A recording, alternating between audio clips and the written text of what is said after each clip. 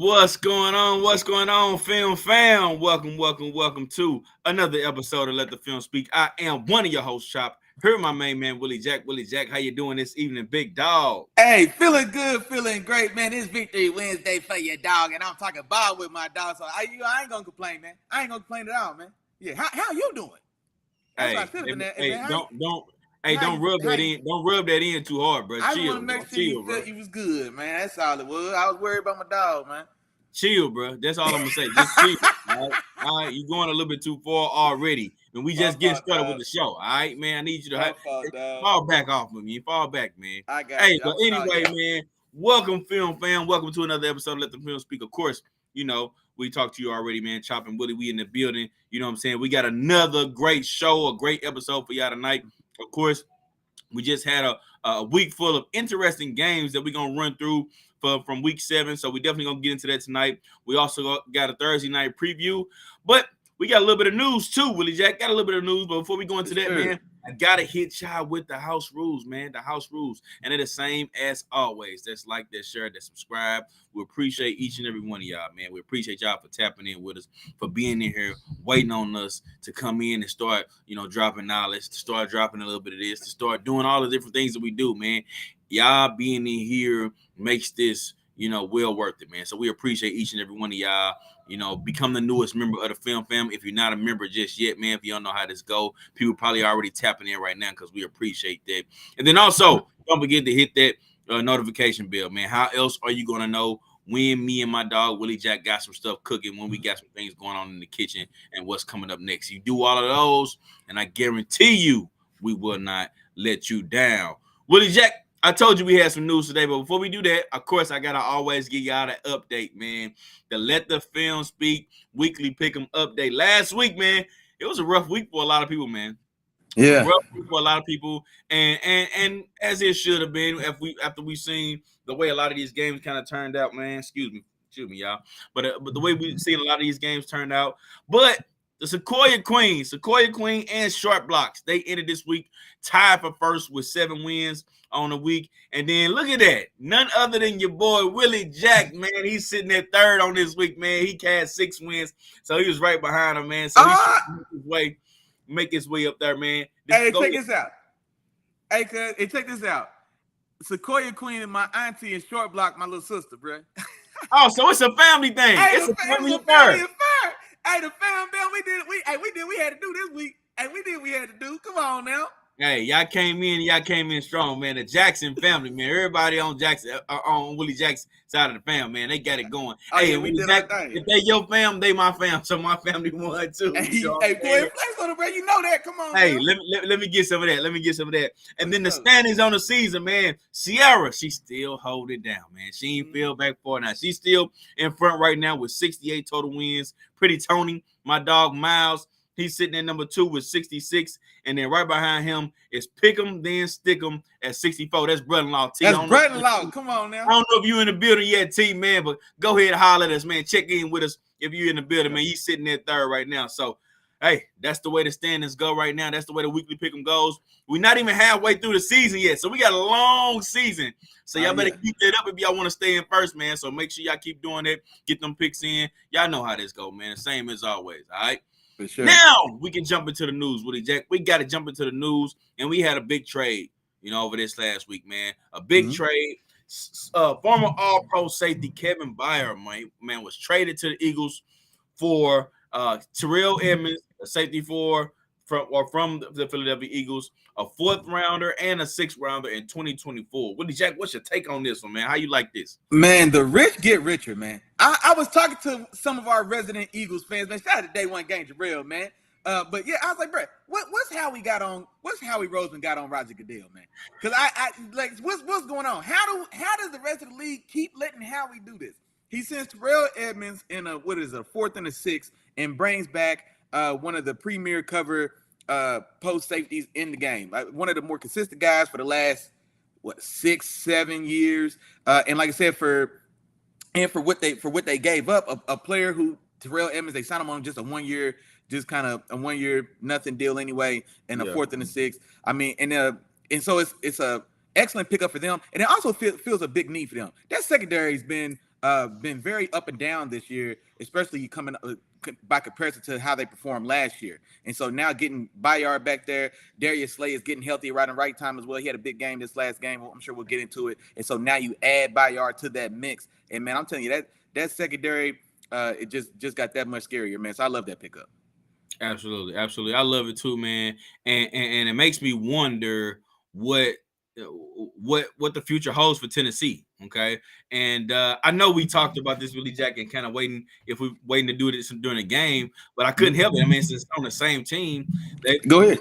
the Titans have already pretty much decided that their rookie QB Will Levis is going to be starting this upcoming game. You know, so it seems to me that Tennessee is turning over that new leaf and they're starting to move into a new direction. They're starting to move forward with things, start to focus on their future and not necessarily what is going on as of right now with their team. Of course, understanding that, hey, it's not necessarily a lost season. We can still get a lot from the season. It may not be what their fans are probably looking for. You know, a lot of their fans are probably looking for them to win and do all these things now. But from a Tennessee's perspective, it's like, okay, we can really use this year to see what we got, to see how we can build, to get some experience from our rookie QB and some more experience from our rookie QB from last year who has been struggling thus far. You know, to kind of see what we got to work with. That way we know what our plan is coming this offseason when a draft hits. You know, this also maybe a prime opportunity for them to, you know, do some trades as well, you know. So that's kind of where I'm at with the Tennessee Titans as of right now, after them making this particular decision to, you know, move on from their all-pro safety, bring in some extra draft picks, and who's to say, you know, what's going to be coming up in the future, Willie Jack. So I'm with you there. No, for sure. And then the good thing about that as well, because like I said, I mean, you still do get Terrell Edmonds, who he's not a bad player at all. So we had him in Pittsburgh for 4 or 5 years, and so he's not a bad player, but he's just a solid. Just a solid kind of glue guy, kind of a jack of all trades, master of none guy in the secondary. So they'll find a place for him for sure. And then, like I said, the fourth and the sixth. The only thing what I was surprised about is that they announced Levis as the flat out starter, because it was Malik Willis getting all the snaps for play when Tannehill's been down. And so when Tannehill's had to come out of games for short stints or whatever the case, it's been Willis that's went in that reserve role. And then I think in the full out game that Tannehill flat out missed, I think Willis actually started that game. And so I was surprised a little bit that Levis was just flat out just announced as the starter. But I think they did say that they expect both Levis and Willis to play in that game. But yeah. Okay, gotcha, Willie Jack. I'm there with you. Now, I know you also talked a little bit about, you know, some possibilities, Willie Jack, that you wanted to bring to the table. I know you was kind of thinking about, man. So what's up, man? What's your question? You got something for me, Willie Jack? That's what I say. Go ahead. Let me go ahead and frame it for you. So in the piggy right back off of what we just been talking about with the move of Kevin Bayard, and just like we were just saying, could this be a signal that, okay, well obviously it signals that, hey man, the shop is open now. Who's available, who's not? But of course the easiest name, the biggest target, is no secret that his name's been in trade conversation since the draft, Derrick Henry. So the two pillars of this team, defensively, I would say, is a guy like Kevin Bayard, and then offensively, a guy like Derrick Henry. And then now they still got some younger guys that are talented, and Jeffrey Simmons. I imagine maybe they hold on to him because he's got youth on his side. But Derrick Henry is the other prime candidate to get moved. And so tying it all in, if with the trade deadline being less than a week away, trade deadline is going to be this coming Tuesday, Halloween Day, the 31st October. Give me 3 realistic trades, Chop. If you can, give me 2-3 realistic trades that you personally would like to see or want to see, or if you put yourself in the shoes of these 3 GMs, what's 3 moves you want made?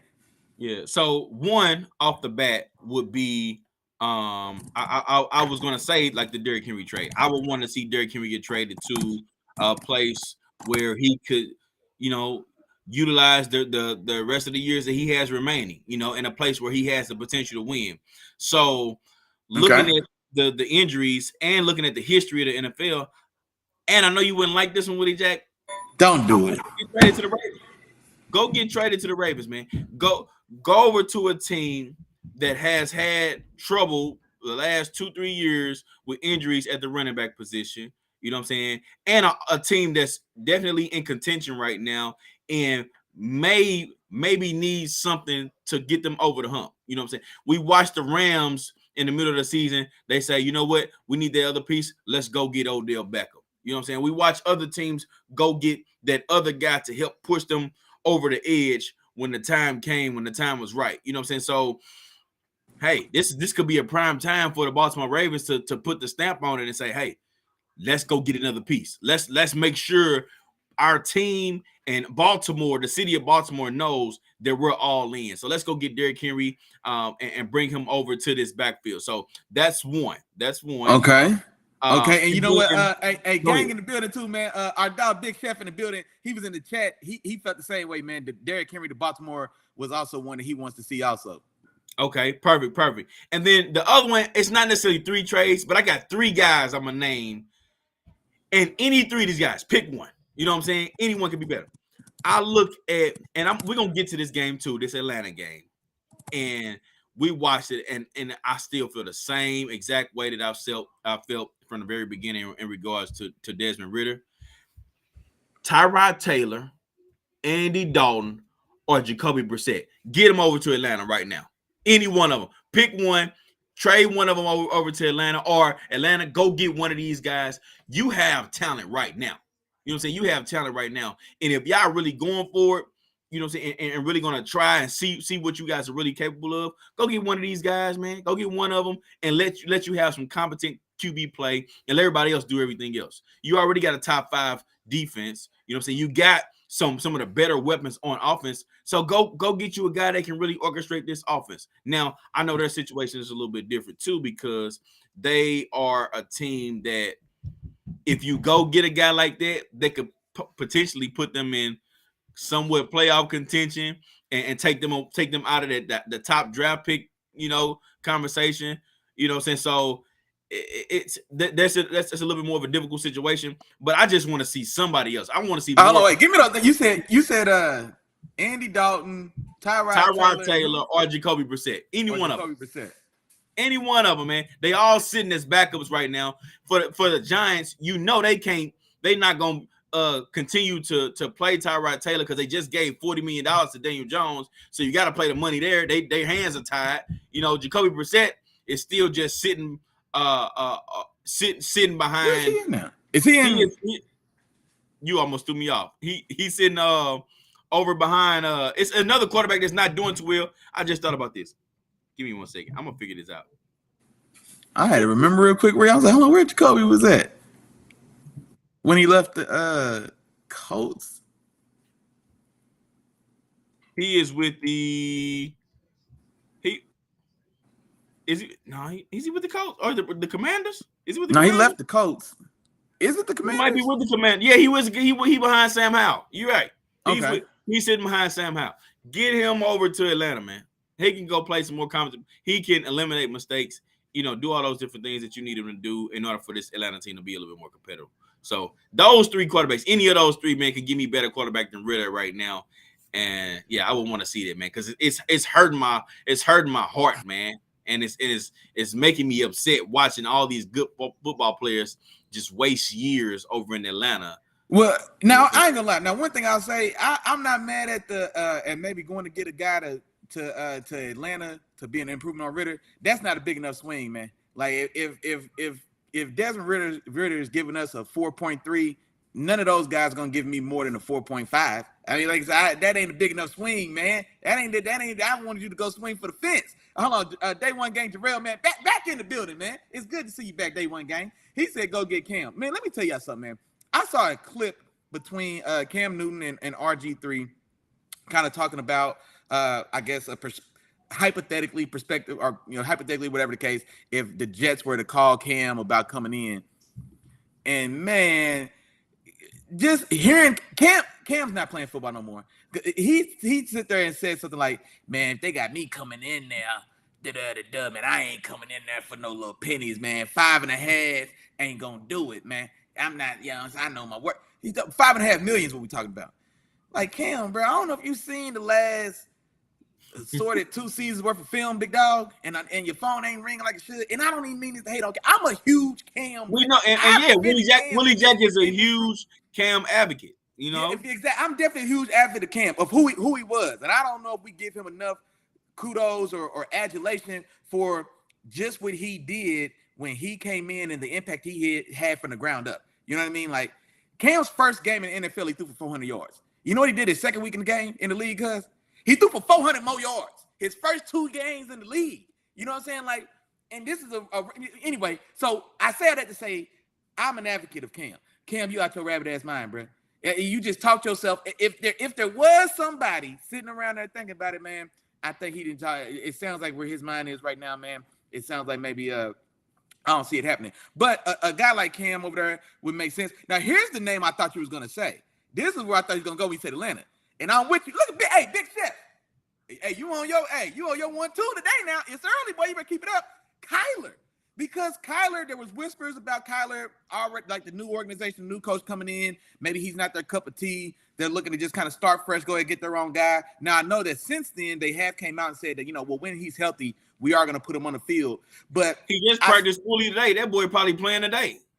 Hey, I hope he is. I do want to see him back and playing. And so, but this is when you said Atlanta, this is where I thought maybe you were going to go. Because, like, I think it's one of those things where there's smoke, there's fire. So maybe they're considering holding on to him, but it doesn't mean that he can't be moved. Like I said, I definitely believe that where there's smoke, there's fire, at least in that instance. And so Kyler, man, making a monster move to go get Kyler, and then a healthy Kyler in the backfield with Bijan, Algier, and then still those guys around him. Like, man, I would love to see. I'd love to see that. Big Chef, man, I'm with you on that one. Here's my thoughts, man, real quick. The Ravens, I think, do need a back, but I don't want to see Derrick Henry in that zone run scheme. I want Derrick Henry's carries to be dedicated. Give him the ball right now. I don't want no questions. I want him getting right downhill, because if he gets 6 yards of steam, it can go 80. So I don't want him tussling and waiting for the handoff in the backfield of Lamar. Instead, a guy that I think maybe better suits there, Dalvin Cook, man. I think Dalvin Cook. I thought about that name too, and I when you started saying it, I was like, yeah, he's going to say Dalvin Cook. Yeah, I think that's a smoother fit in Baltimore. Like they already know how I feel about the man's vision, but I like him in that thing as well. Like I said, like I think he plays better in that zone read scheme, and then he does have the vision to pick and choose his spots. He could be an asset in the passing game as well, and so I think Dalvin Cook would be the guy I want there. Selfishly for my Steelers, Patrick Surtain, man, there was some talk that Patrick Surtain was gonna be available when the Broncos tear that whole thing down. And in Steelers circles, people have been kicking around what it would take to get Patrick Surtain. I would absolutely love to see Patrick Surtain. Maybe, but now they're saying, from what Broncos fans and people are telling me, is that, well, maybe he's one of the 2 guys on that team that they may want to hold on to, etc. Whatever the case may be. But Jalen Johnson, man, the young corner out in Chicago for the Bears, 24. Yeah. I remember him coming out from Utah, an aggressive, physical man corner. I would love to see that kid in Pittsburgh as well, man. But no, yeah, Kyler to Atlanta was definitely one to have my eye on, man. Dalvin Cook, I think I like his fit with the Ravens there, and there's room for him. You know what I'm saying? Like he's not really gaining any traction with the Jets, and then plus Breece Hall is like my dog Chop told us a couple weeks ago, man. No more handcuffs on him. They're letting him. He's going full bore, and so like I said, touches in that backfield are getting even more stingier. So I think Dalvin Cook is a guy that would make sense. Absolutely. All right, Willie Jack, man. Well, I think it's about time, man. Let's jump into this game, but before we do that, hey, man, go on do a check-in for you, man. Who in the building, Willie Jack? Oh, yeah, man. Who done tapped in and who hollering at your dogs tonight, man? Yeah, man, we got some of the members in the building. Oh, first one in the chat was Mrs. Boyce. You know what I'm saying? Sis in the building. Mrs. Boyce was the first one in the chat. We appreciate you, sis. As always, you know what's going on. Second in this thing was our dog, man, Big Chef, man, FSQC Big Chef in the chat. And he active, boy. He came in firing, man. So I like where your head's at today, Big Chef. Keep it coming, big dog. Man, day one games are real, man. I had to apologize. I had accidentally blocked day one games real. Last week, I was trying to reply to a comment and click the block instead. I had to figure it out. My dog was here Sunday and couldn't chat. And, man, yeah, so I got him back in, man. So appreciate day one gang always, man. And then y'all know what's going on, man. Y'all in the building, man. Holler at your dogs in the chat and so I can shout y'all out, man. We ready to get to it. For sure. And that brings us to our first game, Willie Jack. What's up? I'm so sorry. I can't let this one pass. Hold on now. Big Chef, look, I give you an inch, and what you do? You take 2 miles. You take 2 miles. Cook is worse. Doesn't look like itself. Looking big. No. See, I'm glad you brought that up, Big Chef. I'm glad you brought that up. Because here's the thing about it. Breece Hall, I guess he's looked better in the but the stats are comparable, except honestly what Breece Hall's doing that Dalvin's not doing, because Breece is getting those extra 4 or 5 carries that Dalvin's not. Breece is breaking 130, 40, 50, 60-yard run in some of these games and these matchups to kind of boost the stats. And so I'm looking at Dalvin Cook, who's 8 for 27. Well, then I'll see Breece Hall, let's say 13 for 80. Well, he had a 47-yard run. So he was 11 for 42 before that. You know what I'm saying? So it's comparable. There's not a lot of running lanes being open for either of those running backs. But Breece Hall, with his talent, he does have those younger, fresher legs, and he does have the better long speed for sure. He has been able to kind of boost or spur his own production when he's able to hit one like that. But if he doesn't have the one outlier play, then him and Dalvin Cook's numbers are damn near identical. Ain't neither one of them going nowhere. But yeah, Dalvin still got it. Man. And this thing about that, he's only 27. He's only 27 years old. It just feels like he's 32. He feel like he's been around for a while. He's like 27, 28. Yeah, and I'm not ready to say I'm out on Breece. I mean, not out on Dalvin Cook either, Willie Jack. But it does remind me a little bit of what I told you when we first seen them in the backfield together. And I was like, hey man, they just look different. They look different, and it wasn't necessarily about the carry, but they look different. So, no, Dalvin's definitely, and just like my dog Chef said, yeah, Dalvin's game is definitely more agility and then like acceleration in that way, changing gears. But Breece Hall is just a raw, explosive, like straight line, like speed is an asset for him. And Dalvin Cook's game just isn't centered that way. So yeah, I can see that. But yeah, go ahead, Big Chef, man. I ain't mad at you, man. Go ahead. All right, man. On to the first game, Willie Jack. We had Las Vegas in the toilet bowl, might I say. Las Vegas go to Chicago to take on the Bears. Bears end up coming away with a whooping, man. They put them paws on the Raiders. They win this game 30-12. Willie Jack, what happened in this game, man? Man, Tyler Bagent showed up to play ball. And so rookie Tyler Bagent, he steps in and gets the start, of course, for Justin Fields. He actually performed well in the last game where he didn't get the start, of course, because Fields goes down in that game. I want to say he was 10 for 13 in that game when he came in, if I'm remembering right. So it was. Yeah, he threw like an interception. He did throw an interception, but yeah, I think you're saying. But I think he was like 10 for 13, so he gets to start his first official start, and it was solid, man. 21 for 29, not only 162 yards, but 1 touchdown, no interception, no fumbles lost, so a clean day for the stats as far as that goes. And then you get a big day from Dante Foreman. So we had talked a couple weeks ago when it felt like they lost 3 running backs during that Washington Commanders game or something like that. They lost like 3 guys in the running back room went down, and so they were kind of struggling for bodies. And so they've made some moves. They brought in some guys, Dante Foreman being one of those guys, and he has himself a day. 16 for 89, 2 touchdowns, has 30 yards receiving, another touchdown receiving as well. So monster day for him. And then also the guy I just talked about, Jalen Johnson, man, in the young corner, 2 interceptions on the day for him.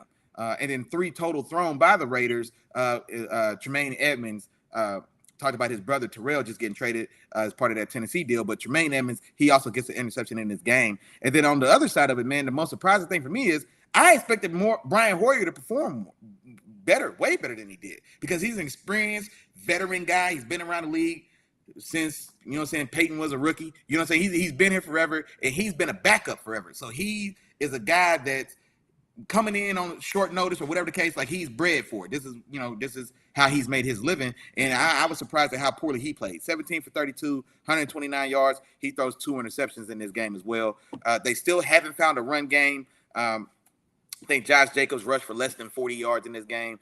Devontae had his name in the news telling boys that, hey, man, damn these wins. I need these numbers. And and that got him 7 catches for 57 yards and no touchdowns in this one as well. And so, man, yeah, all told, man, these Raiders is I mean, it's an ugly story there, man. I wonder how much longer McDaniels has in that building is what I would ask you, but yeah, nah, man. But nah, kudos to the Bears, man. Find a way to get that done, and like you said, man, especially with Tyler Bajan, kudos to you, bro. Getting your first start, unheralded. I think he was undrafted. I want to say. I believe he was undrafted, and yeah, going out there and winning his first career start. Yeah, and speaking of Josh McDaniels, man, if he didn't do anything else in this particular game, he definitely shortened his leash. You know, whatever his leash was at that point, he shortened it. And I think partly was because I think Devontae Adams had a little bit more to the reason why they lost this game than anything else. Because the very first drive of the game, it was 3 passes in a row to Devontae Adams. You can't nobody sit up here and tell me that in that press conference didn't have anything to do with them trying to force Devontae Adams the ball. Now, don't get me wrong, he was productive on that first drive. He did have a few big catches, but one thing that I said before this game started was these are 2 backup quarterbacks. I don't care if it's Hoyer or Aiden O'Connell, whoever it is, you're a backup for a reason. You know, so with that being the case, you have to lean on your run. You have to make things easier for the quarterback, and that's what the Eberflus did. As bad as Eberflus has been throughout this year and throughout his time as a Chicago head coach, that's what they were able to do in this particular game. And that's why things became easy for Badger. You know, they leaned on the run. They ran this ball 38 times the game. 38 times, bro. And with them running the ball 38 times, of course, you already mentioned Deontay Foreman had a great game. He had 3 touchdowns in this particular game. They just had a good one, man. He also didn't make any mistakes. Easy throws, a lot of screens, you know, a lot of quick passes, short passes, and they just let their playmakers, you know, make things happen. On the other side, because they listened to, and I'm not gonna say it's not all on Devontae Adams, but because they didn't stick to the run and try to make things easier, or maybe they just had a little bit more faith in Hoyer and being able to run that offense the way that they expected him to run it. 2 interceptions. He was forcing the ball. You know, they didn't have any run game, like a lot of mistakes. It was just a bad outing for the Raiders and definitely a bad look on Josh McDaniels' part, because it's not like you're going into this game without your starting quarterback and the other team is just that much more superior. No, this is a bad team. They had their rookie backups. Exactly. Yeah, they had a rookie backup, and they came out and they just embarrassed you guys, you know, in Chicago. So, man, definitely a bad showing for Josh McDaniels. If whatever the leash was, it's shorter, and it was just a bad game for them, man. So, yeah, Chicago, and they did. And I'm glad you said it, because it just reminded me as well. Hoyer and McDaniel both cut their teeth with the Patriots. So that's even a worse. The showing is even worse now, knowing that Brian Hoyer it's been in Josh McDaniel's system for 10 years. You know what I'm saying? Like, this is the system that carried over that Josh brought with him from the Patriots. So yeah, exactly. Now, I just thought about that right now. Like, hold on, how did I miss that? Yeah. So they've been. So yeah, as poorly as they performed, just really goes to show just how putrid offensively that team's performing. Absolutely. And I think they honestly need to go lean back on Josh Jacobs some more. You lean on Josh Jacobs. He ain't giving us no production though, man. Yeah. It's what, 11 carries, 35 yards. I mean, 11 carries was. Let him pop one. Maybe you give him, like you just talked about Breece Hall. Maybe you give him 15, he pops one. No, you know, I ain't gonna lie, man. We just seen 7 weeks of Jacobs, bro, and I don't know if he's the top 80 yards this year. And I think that 80-yard game, I mean, it's been ugly sledding for him this whole season. It has. No, I'm not saying it all has been great, but you go into this game with Brian Hoyer as a starting quarterback. I don't know how much more you expecting. You know, you just lost 30-12, bro. 30-12, and you gave your running back 11 carries. Yeah. Yo, the league's leading rusher last year. You know what I mean? Oh, yeah. No, hey, man. Yeah, it ain't like they hang it up. It ain't like they was lighting it up in a passing game either. You know? He threw 2 interceptions. No, he got to hang that title up, man. I think he cost himself so much money this year. Well, I mean, I don't want to get this out there, but yeah, he ain't did that. He cost himself money this year. Either way, what I'm saying is they didn't look good doing anything on Sunday. No, it didn't matter what they were doing. They look good. Sure. On to the next one, Willie Jack. We had Cleveland going to Indianapolis to take on the Colts. Cleveland comes away with the W, man, on the road in a weird game, Willie Jack. And I'll jump into this one, man. It was an unexpected game for sure. Of course, Watson suffered an injury in the first quarter, never returned, even though he was cleared. I'm going to touch on that a little bit later. I'm going to touch on the game first, and then we can come back to that Watson injury because I have my own little thoughts on that particular thing. But, man, it was here's the thing.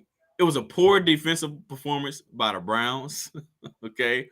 But Myles Garrett, Mhm. if it like I know you've been talking about TJ Watt, man, and him right as of right now being the best defensive player in the league. And I told you when we talked about this before that Garrett was on his heels. This performance might have put him just a hair before Willie Jack in this performance here, man, because it went crazy. First and foremost, the Browns' overall performance, they gave up 300 passing yards, over 160 yards on the ground, and gave up 5 touchdowns. Myles Garrett, I'm gonna read what Myles Garrett was able to do in this game. Mhm. A sack forced fumble that led into a turnover. Okay, a Touchdown. block That's a touchdown. well, I'm just saying in general on that particular play, it was just a turnover fumble, and they just recovered the fumble. Then he blocked the field goal. Then he had a sack forced fumble that was recovered for a touchdown. Oh, okay, there you go. Okay, yeah. So he had 2 of them, Mhm. 9 tackles, a pass deflection, and another tackle for loss. Myles Garrett took over this game on his own at one point because the Browns' offense was terrible in this game. They were terrible. They couldn't get anything going. Couldn't get any rhythm going. Like it just was awful. But see, the Colts, they put up all these yards. They were moving the ball up and down the field, but they couldn't eliminate the mistakes. They turned the ball over 4 times in this game, and that's what cost them this game. It was Myles Garrett wrecking it. He caused turnovers, but they also caused turnovers themselves as well. And you just can't do that in these particular games, because good teams are going to take advantage, no matter who's their starting quarterback. And that's what they were able to do. Ultimately, it was just too many opportunities given to the Browns, and they just took care of business, man. They came away with their W. So, Willie, I'm gonna turn it over to you, man. And then once you wrap it up, then I come back to this Watson thing, man, because I don't want to get us off track. No, I got you. And yeah, just like you said, man, this one for me, I didn't expect all the fireworks in this game that we saw. Me But like I either. said, man, Me either. it probably was. It may have been the most exciting. I'm trying to think of the games not real quick, but it may have been the most exciting game of this past Sunday, man. I'm trying to think. But here's my thing here. I'll give us the numbers. Like I said, Watson has an early exit in this one, man. He goes 1 for 5 for 5 yards, throws an interception before he leaves the game and does not return. Like I said, my dog Chop said he wants to get into that. PJ Walker comes in, 15 for 32, 178 yards. He throws an interception as well, loses a fumble. Another big day for Jerome Ford. Well, I say that, and you know what? I'm glad I just talked about Breece Hall because this is the type of stat line that I mean. So Jerome Ford on the day goes 11 for 74 and a touchdown. Well, he had a 69-yard run. So he had 10 for 5 yards before he breaks for 70, now it's 11 for 74, and it looks like he averaged almost 7 yards a carry. But still, kudos to him as well, man. He's still filled in admirably, man, since we've seen him when Chubb goes down. Kareem Hunt goes 10 for 31, has 2 touchdowns, including the game winner in this one. My dog Chop already told you about Myles Garrett Day. Our dog Myles in the chat, man, he didn't hear you mention the blocked field goal, but yeah, definitely blocked the field goal as well. Critical play in that game. And, he had a massive game, man. 2 sacks, 2 forced fumbles, a black field goal. One of those forced fumbles was a touchdown. That's nuts. And then on the other side of it, man, Minshew goes 15 for 23 and 305 yards, 2 touchdowns in an interception. I just want to take a pause and just talk about Minshew threw for over 300 yards on only 15 completions. That's nuts. Yeah, that's that's outrageous. That's 20 yards of completion. That's a little over 20 yards. It's probably like 20.3 a completion. That's bananas. Bananas and pajamas. He also rushed for 30 yards and 2 touchdowns. Man, I'm trying to tell you, I don't see how. Man, I know that's where that came from. But yeah, man. So he throws 2 touchdowns, 300 yards on 15 completions. Also rushes for 2 touchdowns as well in this one. And so it does have a big day scoring the ball. Jonathan Taylor, man, 18 for 75 and a touchdown in this game as well. Zach Moss, 18 carries as well for 57 yards. And I wanted to see, like I said, just the disparity of how these carries are going as we continue to work in Jonathan Taylor into the system, or coming back from his injury, and 18 carries apiece. And so they are still being committed to the run game. That's 36 carries between the 2 guys, of course, and both of them had equal carries. Josh Downs, man, welcome to the party. Rookie Josh Downs, I want to say, was it North Carolina? North Carolina. Yep. So Top Josh five Bell. rankings. Top five rankings on Chop's top I five. was gonna say, I think he made mine as well. He was either 5 or 6. He was, I think he was definitely mentioned in mine as well. But no, has a big day, man. 5 for 125 and a touchdown. Your boy Michael Pittman, only 2 catches for 83 yards, but one of those was a 75-yard touchdown, and so big play there. And then I know we highlighted Myles Garrett, but there's a guy on the Colts defense had himself a day as well, man. Nickel corner Kenny Moore. He's a small dude. He's like 5'9", $180. Had a day. 10 tackles, 3 tackles for a loss. He had a sack and a half in this game as well. And so big day for him as well. So I wanted to shout him out. But yeah, now go ahead and talk to him about Watson. And then for clarity, he gets a sack. He hits his head. He comes out of the game for suspected concussion, and then he ends up being cleared of the concussion, but doesn't return to the game. So I'll go ahead and teed it up for you. What's your thoughts there, man? What you have going? Okay, so here's my thoughts, because you're hearing a lot of different things. A lot of people are starting to whisper quarterback controversy and a few of these things. I think this has a little bit more to do with the last year's incident with Tua tag. You about to to tag your mama. Tua Tagovailoa. Okay, Ooh, that boy cold. I think this incident has a lot to do with it, because I don't know if everybody remember the very first time Tua fell, right? Tua fell in the game. He got back up. He went to concussion protocol. He cleared concussion protocol, came back in the game, and then boom, suffers a concussion.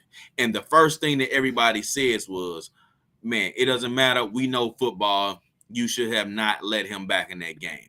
Okay. Now, this wasn't the same incident, but Deshaun Watson goes into concussion protocol, clears concussion protocol, but instead they never enter him back in the game. Okay. So for me, I felt like, and I could be wrong, but I felt like this had a little bit to do with that Tua situation from last year and not wanting to put him back in the game, but then also him not being 100% healthy in general coming back, to start this particular game. I think those two things have something to do with it. And then, of course, you have to throw in the fact that they got the win last week against San Francisco 49ers with P.J. Walker as a starting quarterback as well. So them having a little bit more confidence, or that win building a little bit more confidence in P.J. Walker being able to, possibly get the job done against this Indianapolis team as well. Now, don't get me wrong. P.J. Walker had a terrible game. He didn't play well at all. He missed a lot of different throws, but they still end up finding a way to get the job done. But I think Watson's injury and the reason why he didn't come back in, to me, had a little bit to do with that Tua situation from last year, and maybe, Coach Stefanski not really wanting to make the same mistake that they felt like Miami's head coach made last year. No, and you know what? And see, that's what I was thinking as well. I thought, like, okay, it was let's show an abundance of caution. So here's the thing as well. He's already been nicked up. So he's already got an issue with his shoulder. And I know that medically he had been cleared to play with the shoulder, but he didn't play. It didn't feel right. If it don't feel right, it don't feel right. And It's his throwing shoulder. You know what I'm saying? And so I'm trying to give him the benefit of the doubt. Okay, so he's already kind of been nicked and bruised. He's coming back. He starts the game god awful for one. He did. One for 5, 2 interceptions, or one or 2 interceptions, whatever it was. And then he goes down again with suspected concussion. Now, and then I was thinking the same as you, that okay, yeah, post Tua, that yeah, we probably teams may start to kind of play these closer to the vest and maybe kind of make those decisions on more of a whatever. They just make the decision that, like, you know what, safety actually first. I was thinking that as well. But then our dog Big Chef is in the comments, and I didn't see or hear this clip, but he says that the coach, I guess I'm assuming he means Stefanski, advised that they cleared him, and then they would have allowed him to play had he chose to, but he chose not to go back in. So now, if that's the case, then I don't know, man. Something else is there's something deeper brewing, and it could be something deeper brewing in Cleveland. Because, like I said, I was thinking it was one of those things. Let's err on the absolute side of caution. You know what I'm saying? With what happened with Tua last year, but from what our dog Big Chef is saying, that may not have been the case, and it could have been Deshaun. I guess I don't want to say refusing to play, but choosing not to re-enter the game because he didn't feel right. And man, they killing him in the chat. Man, Miles and Big Chef, man, they killing him in the chat, man. He'd have been everything. He'd have been called everything from a coward to a bum to Charmin soft. He had the boy spelled it out like this. I feel like I had to say it like that. Charmin soft. Man, so they letting them have it in the chat. But the only thing I'll say about it is that, and I felt the same way. I want to keep the same energy because it's the same thing I said about Lamar Jackson last year. Where people were talking about, oh man, he could play if he wanted to. He ain't playing. He ain't got the because of the contract. And I'm gonna say the same thing here that I said last year for Lamar. Like, can't nobody tell you how your body feels. You just word up. You know what I'm saying? Like, we've all been injured, and so like sometimes, I mean, I'm not gonna tell a guy he's not hurt. You know what I'm saying? Because I don't want him to go back in the game because he's not gonna play like I need him to play anyway if his heart's not in it. So if you not in it, bro, if you not all the way locked in it, I don't want you on the field anyway. So if a guy tells me he ain't ready, then cool, sit it down. Because the worst thing I want is you to be out there half-assing it, and now I'm counting on you to give me 110, 110%, and you out there giving me 30 because you don't even want to be here. So I'd rather have a guy sit himself down than go out there. I think you hurt the team more going out there and you not in it. So if a dude tell me he ain't ready, all right, go ahead, sit it down, bro. Next man up. You know what I mean? And I wouldn't jump that hard on him either, Willie Jack, because he hasn't shown me that thus far. Like, he hasn't shown me qualities of that in his play over the past few years or since he's been in the league. You know, so all right, cool. You get a mulligan. That's cool. We'll see. And then just looking at it, I did get a report yesterday. It said that right now Deshaun Watson, he tried to go, but he's suffering from a strained rotator cuff. And I mean, that's the injury. Yeah. That's normally like a typical baseball injury in which pitchers are usually out 4 to 6 weeks. So he's still suffering from discomfort and pain with movement in that arm, and it's the throwing arm. So, I mean, hey, like you said, Willie Jack, I'm on that side of things this time, and like I said, he hasn't shown a weakness or softness to this point. You know what I'm saying? Especially even just with his playing style in general, I don't think he's shown it. But, you know what I'm saying? We'll see. He ain't looking good, though. I ain't gonna lie. I mean, and that's cool. And that's cool. You know what I'm saying? And that's fine. And maybe he tried to give it a go and just through those plays, just realized, like, I don't know if I can do it. I don't know if I can get it. And team came away to win. So, yeah. Hey. And here's another thing I would say about it. I just thought about as well.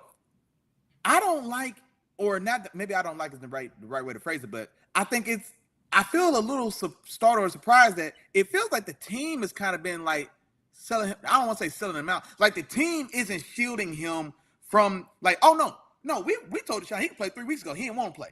Like, the team is readily putting it all on Deshaun. Like, if that's the truth, because I haven't seen that report. No, I definitely saw the reports that said that because the game that he turned down when they cleared the shoulder, one of the last reports I had seen talking about, they said that he alerted the team 90 minutes before kickoff that he wasn't going to play. That's the first game that DTR played. So the team thought he was playing because he had been cleared earlier that week, and then 90 minutes before kickoff, he pulled out the game, and then we get DTR starting, and then that was such a terrible performance, and it's unfair to judge him based on, you know what I mean, because he's a 5th round rookie, didn't expect to play until 2 hours before the game started, and so, but it was a terrible showing. They go out and sign PJ Walker that next week, and then PJ plays, and they beat the Niners, etc. Now this is week 2, and so, but it seems like the team isn't. Like, they're not standing in that corner with him and letting it be an organizational decision. You know what I mean? Like, if I have a hard time believing that Andy Reid would allow the Chiefs press secretary to say, yeah, no, we was gonna let Patty play, but Patty said, nah, he gonna chill for this one. Like, you just don't do that. Like, you know what I mean? Like if the organization's behind your back, like, they just don't do that, bro. So you know what I mean? So also, I think this is you know what this is, bro? They want a divorce, but they stand together for the kids. And the kids in this one is $230 million guaranteed. You know what I'm saying? The Browns don't feel I would imagine they already not feeling like they got what they paid for. And then Deshaun's not feeling the love. You know what I'm saying? And so nobody wants to be there, but everybody's stuck with each other because we got $230 guaranteed. And so that's what it looks like. So now everybody, you know what I'm saying? Something goes wrong with the kids and the school calls, and now you instead of just covering up, you say, oh yeah, no, my wife was supposed to be there to pick them up. She ain't make it. I beat her on the way. You know what I'm saying? It's just, that's where the relationship is at, man. So, man, that's rough going, man. Rough going for sure. I got you. All right, The what is coach that? is saying different to Watson this way. You got if you got anything, I'm not man. They what was is going that? hard in the comments, man. I'm trying to read them all, read through them real quick, make sure I didn't miss nothing real quick. Oh man, and I know we talked about this for a long time, but I meant to bring this up because it's relevant to the game.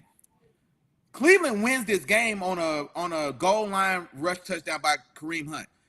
They got the opportunity to do so because of another questionable call in the end zone in the end of the game on illegal touching, or maybe they called a full-fledged PI in the end zone on a pass that ends up sailing out of bounds. It couldn't have Bro, been. they got sealed. They got bailed out on 2 calls. Yeah, two exactly. Yeah, 2 of them because PJ Walker got hit and he fumbled that ball, but they threw a yeah, flag and called yeah.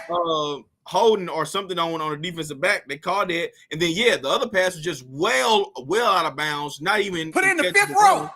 They put the ball in the fifth row. What are we doing? They got bailed out. They got bailed out for sure. And so with all that, that's another thing. I just want to add that context. And so as dominant as that defense that we just gave them all this credit for last week, shutting down or stopping San Francisco or beat up San Francisco in the mud, whatever it is what it is. Both teams played on the same field. So it is what it is. But you hold that team to 17, and then you let Gardner Minshew light you up 300 on 15 completions, and he had 4 touchdowns on the day. And then you get 2 fourth quarter goal line flags that kind of, like I say, it gives you 8 chances now to score a touchdown, essentially. You know what I mean? They got first downs off both of those. And then they finally punch it in and they get the dub or whatever the case. And so I did want to throw that out there as well. Not to just, I didn't want the Browns to just skate away clean. You know what I'm saying? But now, monster day for Myles Garrett for sure. But man, the refs, shout out to Big Chef, man. Trash for sure. I hate to see that, man, just the inconsistency of these moments is really something that's driving me crazy so far to this point in the season. But just my dog, our dog Miles tried to say the ball was different. Bro, somebody in the 7th row took that home as a souvenir, bro. Like nobody was like, bro. Randy Moss would have had to jump off of Calvin Johnson's shoulders to catch that ball. Yeah, but my bad, man. Yeah, let's go ahead and get us to the next one. Yeah, my fault. I got you. Yeah, no, you good, bro. On to the next one, man. We got Buffalo. Buffalo went to New England to take on the Patriots, man. The Patriots end up winning this game 29-25, man. And I ain't gonna say, you know what I'm saying, that Bill Belichick gave us a taste of our words, man. I mean, or made us eat our words, but he definitely gave us a little taste of it. You know what I'm saying? He was like, hold on now. He went and got that thing, yeah. For y'all start all this, man. Hey, this is what it is, man. But the Patriots look like a much better team in this game, a much better showing. It was almost like they went back to the drawing board and said, hey, man, what's going on? We need to get back to business, or some of y'all gonna be losing your jobs. Because that's what they play like. They play like they was gonna be losing their jobs if they didn't come out there and handle business in this game. And we saw it, man. Mac Jones looked a lot better. Their offense moved the ball, a lot better. And they made things, it looked like they made things simple for Mac Jones. It was like, all right, we're not gonna keep relying on Mac Jones. Let's make things easy on him. Now, and this was until the end of the game where he almost cost it, and I'll get to that. But they put together also a masterful defensive game plan, and it shows you again why Bill Belichick has been one of the best coaches in the league for a long time, if not the best. You know what I'm saying? And it was like their game plan was, let's get Josh Allen off his spot, but let's not let him run. Okay. And you saw all game Josh Allen throwing on a run, making throws while on the move, but he only ended up with 17 rushing yards. Usually, if you're getting Josh Allen out of the pocket, he's going to run a few of those, and he might end up with anywhere from 40, 60, rushing yards on a particular game, and he's going to get a bunch of key first downs that's going to help keep those chains moving. But they didn't allow him to do that. Only 17 total rushing yards. And the Bills actually were running the ball decent, but with the Patriots game plan, they said, all right, they had to get rid of it. They had to go strictly to the passing game and rely on Josh Allen to get them back in this game. And they did. They made it come back, you know what I'm saying? And they go ahead, you know what I'm saying? They come back, and it was because of that Mac Jones crucial interception that helped them come back in this particular game. Stephon Diggs showing up big. They end up going up, but then what happens? Mac Jones puts together a beautiful 8-play, 75-yard drive to score a touchdown to Mike Gesicki, man, to win this game on what is it, Tight Ends Day or something like that, man. It was, yeah. They had like National Tight Ends Day. National Tight Ends Day, man. What a way to end this game by throwing the touchdown pass to your tight end Mike Gesicki, man. So Patriots came out, they handled business, man. Bill Belichick had this team together, and they was ready to rock. No, and honestly, and then yeah, kudos to big bad boogeyman Bill, man. That was his 300th career regular season win. He becomes the third coach in history to ever reach that mark. So Don Shula and George Halas were the only two coaches to have 300 regular season wins, and now Bill Belichick becomes the third. And I don't know who's after Bill. I don't know if that's going to be an exclusive club for a while after this. I would imagine. I don't know where that lands. But nah, man, that's a huge accomplishment for Coach Belichick. So happy to see you do that, bro. But no, the story of this game for sure is Mac Jones. 25 for 30, 272 yards, and 2 touchdowns in this game. See, I seen that comment too. That's why I was telling you. And you usually control what come up on the screen from the comments. I mean, because it didn't. Let me tell you why. Because I wasn't going to let you skip it though. I still was gonna make you put it on there. That's all I'm saying. Josh wasn't little in this game. No, he wasn't. He was. I just wanted to put it on there just because I knew you was gonna skip it. Well, see, let me tell you what's happening. See, right now, because I'm talking about the Patriots, I was gonna get into that when I got to the Bills. You didn't put the cart. My bad. I had to. I'm sorry. I apologize. Yeah. But no. You all good. But Mac Jones has the best game that he's had in the prior year and a half. Like I said, now he does have the big mistake in this one for sure. But 25 for 30, 272 yards and 2 touchdowns in this game. Zeke finds the end zone, 11 for 31 in the touchdown.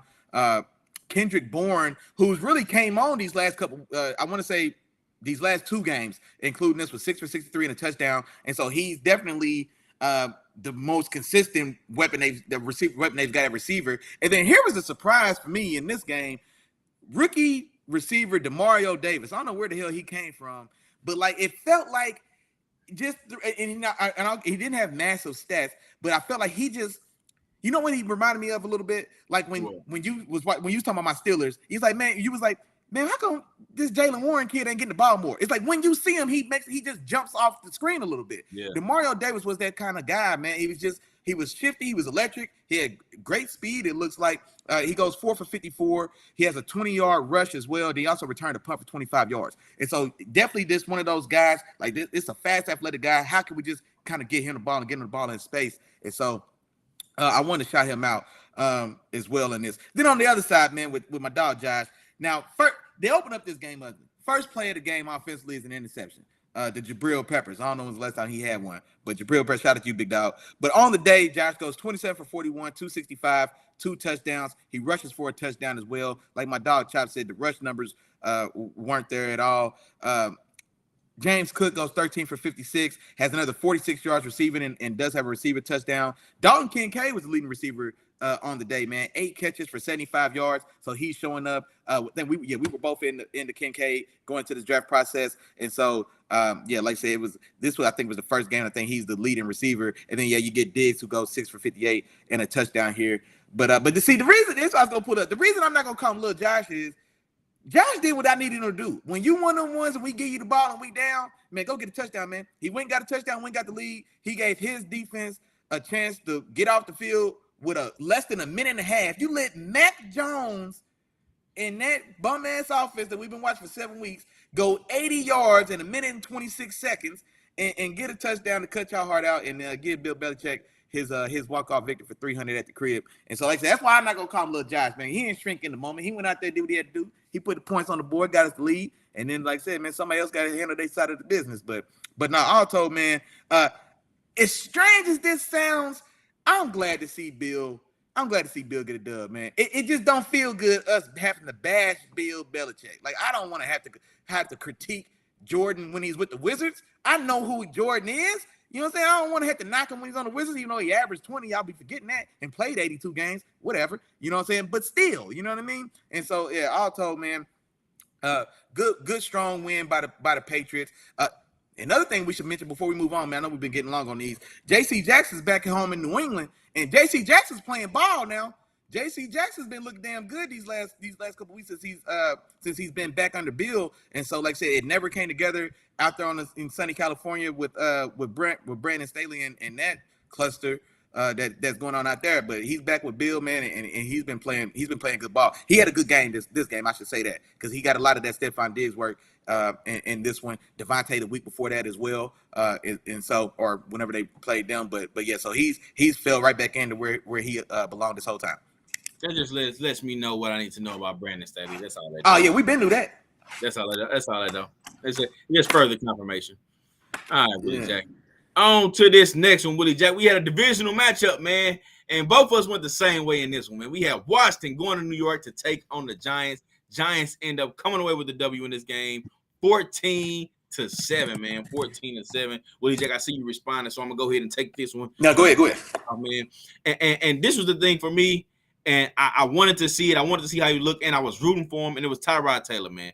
Tyrod Taylor might not be the running quarterback or quite the athlete that Daniel Jones is, but offers something different in the passing game. Offers something that this team hasn't had, with Daniel Jones as a starter. And it's a certain touch on his passes, the way he can drop a ball off, and not necessarily have to put all that mustard on each and every one of his throws. He puts ball in spots, that we haven't seen from Jones. Like, and a prime example is Darren Waller. His first the touchdown pass that he had in this game, it was a back shoulder up the seam. I haven't seen that pass thus far from Daniel Jones. I haven't seen him complete that pass. And I mean, other people may not believe it, but this is the first game we've seen Darren Waller get off 7 for 98 yards and a touchdown. Yeah. Do we need Tyrod Taylor more? So do we need to see more of that? Somebody who can get him the ball in the spots where he likes it, who can deliver more catchable balls, who can actually utilize the weapons the way they need to be used? Or are we going to continue to, play this game with a quarterback that can run better than he can pass, but we want to go get passing weapons? You know what I'm saying? So Tyrod Taylor brought something different to this team, and it showed. And Willie Jack, I already know how you feel, but I'm gonna say it anyway. I called Saquon Barkley out, and I had 180 yards from scrimmage. Didn't quite get 180 yards. He had 100 from scrimmage. Yeah. He did have a key fumble in this game, where the lineman kind of took it from him. You know what I'm saying? But you saw Saquon Barkley utilize in certain parts of this game where it brought me back to the reason I felt like he was the best in the business. You know what I'm saying? When I started talking about him, when I became a fan, because it was like he was in situations where he was one-on-one with linebackers, and you would see him create that separation, and one of them was a touchdown. You know what I'm saying? Another was a key third down conversion late in the game where it was like, you got one-on-one with a linebacker, I need you to win this matchup. You know what I'm saying? And he did. Third down catch on the sideline. Like, you saw that routinely throughout this game, and you saw just different parts of the Giants that we've never seen before. We saw Hyatt stretch the field multiple times, and Tyrod Taylor, he's another one of those guys that throws one of the better deep balls, when we see him complete them. He's dropping them off. You know what I'm saying? One even Hyatt dropped in the end zone, you know what I'm saying, earlier in that game too. So we saw a lot of those different things, and I just want to get a kudos to Tyrod Taylor because I like what I saw from him. And for the Commanders had opportunities, man. They had opportunities, but they couldn't quite convert. They had a blocked field goal early. I think they got inside the 20 where the Giants blocked that field goal and kept them from making this a 4-point game, which turned out to be huge in this particular game because later in the game they get back in there and they have to go for that touchdown again. So it limited Washington's offense as the game kind of went on. Okay. And then it came down to like missed passes and things like that, later in the game too. And this is part of the reasons why I'm not saying that he's not a guy, but I still want to see more from Sam Howell as you go through the season and going into next year too, before I go ahead and stamp him as, all right, he's going to be the guy for the next 6 to 8 years. No, my take on this game is for one. Well, and also just like you said, man, if y'all was here Sunday morning, and I know you was, but the one thing I said was, if Tyrod's playing, I'm taking the Giants. Period. If Tyrod's playing, I'm taking the Giants, and he didn't let me down, man. He goes 18 for 29, 279. Does have 2 touchdowns in this game. My dog, I already told you about Saquon, has roughly 100 yards total on the game, a fumble and a touchdown. Waller had himself a big day, and then man, Hyatt. 2 catches, 75 yards. One of them 44. Both of them damn near 40 yards as well. So Interested to see him, like I said, the rookie speed guy out of Tennessee. Like they're starting to kind of get him going and get him opening up in this thing as well. And then another thing as well that we need to give some props to Wink Martindale in that defense. That defense has awoken these last, I want to say, like 3 weeks or so. And so they had 6 sacks in this game. Dexter Lawrence has 2 sacks himself. Kayvon Thibodeau, first round guy from, was that 2 years ago now? He had a sack and a half as well. But that Giants defense has been playing some pretty impressive ball these last couple weeks. This is now not to say Washington was a juggernaut, but it still continues a trend that we saw from when they played Big Josh in the Bills and played as well as they did in that game defensively. And then also, man, I want to highlight rookie Deonte Banks. I was a huge Deonte Banks guy this draft season. I think he was my number 3 corner, I want to say, if I'm remembering right.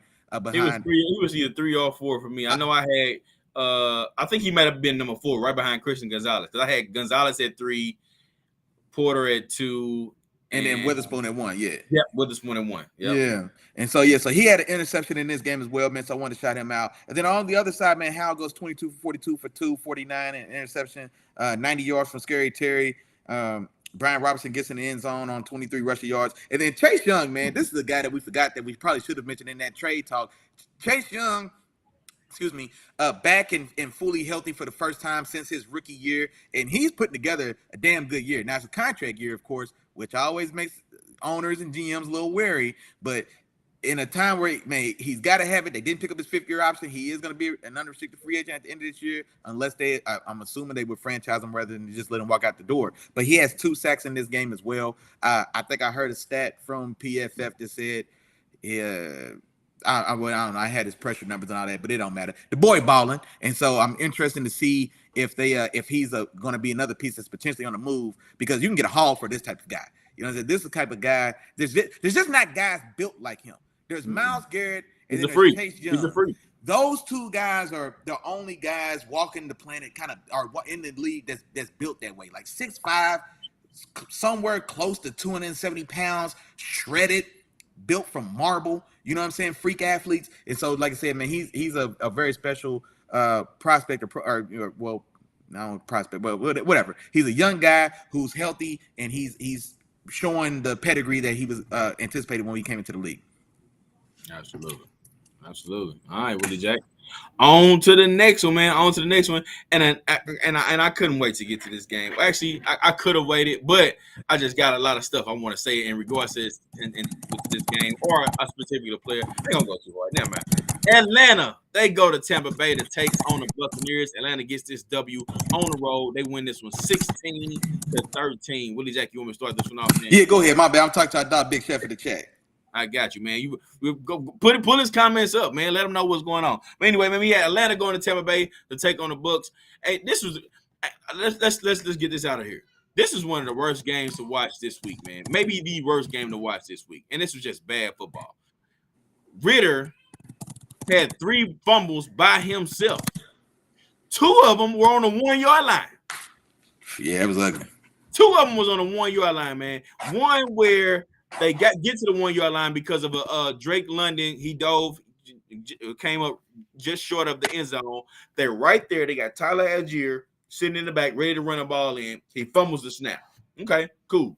The second time, he's running the ball in the end zone, and he's careless with the ball. And we've seen this play numerous times. This one was a little different, but we've seen this play where players will be running into the goal line. They may drop the ball, or we've seen the guy holding the ball out and let somebody smack it out his hand. And that's kind of what happened in this particular play, except he's holding the ball careless. He's like, oh, yeah, I got this touchdown. Antoine Whitfield, what a great hustle play. This is why you never give up on a play. You play to the whistle. He hustles, knocks the ball out of his hand right before he crosses the goal line. Boom. They don't get that play. Atlanta gets the ball back. But Tampa Bay gets the ball back. But those are the type of plays that help keep you in games. Now, Tampa Bay still end up coming up short in this game, but these are the type of plays you can't make as a quarterback, Ritter. Like, you can't fumble the ball on the 1-yard line. You cannot, on neither instance. Like, you can't have those specific type of plays. Now, we know it's going to be times where you're going to have. I was like, let it be a great defensive play and not a careless offensive play. Like, absolutely, absolutely. That's 14 points that just went down the drain because you were careless with the ball in that particular situation. That's 27-16. You know what I'm saying? That's the difference, with Tyrod Taylor, Andy Dalton, or Jacoby Brissett starting this I'm trying game. to do your math here now. You only get 7 points for one touchdown now. When you said 14 points. Man, that's an easy touchdown. If it's no doubt in my mind they get that touchdown. If no, that's a touchdown, but you added 14. No, I'm saying you added 14 instead of 7. I was like, hold on, what'd you do to do that? No, because he fumbled the first possession. He fumbled the snap. They lost that fumble. Oh, he okay. fumbled the snap. And then he was also you talking two of them. Okay, yeah. No, I got you. Yeah. So I'm just clarifying that, but that's why I said that's 14 points gone, and you just can't have those mistakes, man. But the Bucs, you know what I'm saying, they had an interception and fumble as well. They didn't take care of the ball. So this was just an all-around sloppy game. The Bucs also can't run the ball. They only rushed over 50 yards. Rachaad White has over 50 rushing yards 2 times this year, and he still hasn't had a 100-yard game. He hasn't rushed over 73 yards yet this season. Okay, so they're struggling to run the ball, which, like I say all the time, opens up so much more for your passing game. But what it did let me know is Atlanta's defense is real, because they did have some legit stops. Unlike Desmond Ritter's mistakes, Atlanta's defense had some legit stops. It was like Tampa Bay was moving the ball a little bit. They would get down close or inside the red zone, and they would instantly get smothered. Like Atlanta's defense smothered them. Nobody was open. Couldn't find any open receivers. Couldn't get anything going in the run game. And Atlanta's defense just took everything else away. And on offense, they were pretty much led by Drake London, just a little bit of Cal Pitts, but Patterson and Algier, because Big John was dressed, but apparently wasn't healthy. Apparently was suffering from headaches or sickness or something like that. Yeah. He couldn't. I guess he couldn't give as much as he normally is giving, because I'm glad they came out and said something, because I was. Chop was hot. Yeah, you was. I made a whole post. I said, there is no way in hell that by halftime the best player on my offense has 0 touches. I don't care what position. He got 0 touches. Yeah. And then he's a running back at that. So that means you ain't even hand him the ball one time. So they did come out later and say this is what he was kind of suffering from. So all right. Another team. You got a mulligan. Cool. You got that one. Because normally I would say, if he's dressed, we should have made him inactive before this game and activated somebody else off the practice squad, because he got on this equipment and we can't use it. You know what I'm saying? So it was a little bit of Booby Miles going on, man. They had Booby all dressed ready to go, knowing the boy couldn't play. Hey, man, sloppy game, but Atlanta comes away with the W, man. That stone cold defense, you know what I'm saying? And, a lot of the playmakers on offense, they win this for 16-13. No, for sure. And I think you summed it up pretty good, man. I'm going to help us pick up a little time. But then the only thing I'm going to say, though, is regarding that injury, because he wasn't listed on the injury report at all. And so I saw something at the NFL, I guess, and I don't know if they already looked into it or talked about it and, decided if there's going to be any punishment or not. But the NFL is looking at that, because, like I said, man, that's a big deal, mainly so for all the folks in Vegas that are betting or gambling on these games, because he's not on the injury report. I imagine somebody put an over and under on what he may rush for this game, receive it. I mean, there's money on the line, and so crazy. Yeah. So unofficially, like I said, the NFL is not officially, like I said, well, whatever. I'm gonna let that go. But the point is, I assume somebody lost a little money there in a bunch of people. Exactly right. But I'm good, man. I think other than that, man, it was, like I said, ugly NFC South football. Like I said, now there's one thing that's a good team that is, well, they're not necessarily on a championship run, but Derrick Henry will be awesome in this offense as well, because like I said, they are struggling. They are in dire need of somebody that can run the ball. And just like you said, man, you get to the red zone, and now we don't have to worry about the running threat at all. We can just drop everybody and play coverage. And like I said, in the field so condensed, man, it's hard to punch those in the end zone. So bouncing that offense with a running game would be massive for them. Absolutely. All right, Willie Jack. Well, we're about halfway through, man. We got a few games left. We have yet to get to each one of our games of the week. We also ain't got to our little in-house rivalry between Chop and Willie Jack, man. So we got to touch on that game as well, man. So we're gonna go on a quick break, real quick, man. My dog Willie Jack gonna hit y'all with some of that stuff, and we're gonna come back with the rest of everything, as well as the Thursday night preview, man. So stay tuned. We'll be right back. For sure. episode of Let the Film Speak, hosted by the wonderfully handsome and intelligent brothers of Let the Film Speak. That's Chop and your main man, Willie Jack. You feel me? Also brought to you by the Three Amigos. Y'all know them and you love them, man. That's the Three Amigos. That's like, that's share, that's subscribe, that's three the hard way, that's the 3-piece spicy. You cannot go wrong. Now, I say the same thing every week, so y'all can say that at home with me. I know y'all ready for it. Here we go. It's Three Amigos, but it's 4 parts to this process, big dog. First, you just got tapped in. Like my dog said, man, come in, tap in, just say what's up, man. Just holler. Hey, what's up, Three Amigos, man? Like, share, subscribe. Hey, Chop, man, Willie, man, what's going on, man? It's cool. I sit on the couch for sure. Y'all got some cold to drink? Oh man, my man. Yeah. Oh yeah. By the way, man, I'm a Broncos fan. That's all you got to do. That's it. That's easy. And Chop, come in, sit down, get comfortable, get a cool adult beverage, and let us know who you ride with, big dog. Then tell a friend. Like, man, that's a nice feeling here, ain't it? Man, it's cool, man. My homeboy was out here down. Man, it's cool. I can tell a friend. Tell a friend, man. And you know what? Even better than that, you can tell your friend to tell a friend. Guess what? There's more. You can tell your friend to bring his partner to. Bring one more because we need 4, man. Bring them up into the penthouse. Tap in with your dogs, man. Wednesdays at 7 o'clock. You know we don't wear no watches. We ain't got nowhere else to be but in here kicking football flavor with the fam. And now back to the regularly scheduled program. All right. Yes, sir. Man, now we on the side of the show, man. We on the second half of the show, and we're gonna jump into some more of these games. And why not start them off with Willie Jack's game of the week, baby? Willie Jack had a game of the week, man. We had the Detroit Lions go to Baltimore to take on the Ravens. The Ravens win this one 38-6. And Willie Jack, I'm gonna turn this one over to you. But before I do so, I want to remind y'all, when I gave both of y'all an opportunity, to switch over. You know what I'm saying? I gave both of y'all the opportunity. After we kind of talked about it a little bit. I even told Miles, you still in here, dog. What's happening with your Miles? What's up with you, bro? But my dog Miles in this building, man. And I kind of told him, I tried to let him know because they in here talking. It's go. And MVP JG, you know what I'm saying? All the nicknames, man, they was shooting them nicknames out and everything. You know what I'm saying? So I gave y'all the opportunity. I tried to get y'all to come on over to the bandwagon, man, but instead, you know what I'm saying? Y'all stuck with what y'all had going on. Hey, and I understand that, man. I understand it because I had my time too, and we're probably gonna get to a game where I had my time. But hey, it's y'all turn right now. The focus is on y'all. Willie Jack, what happened? Man, I'm gonna tell you what this was, man. The game was over for the jump, man.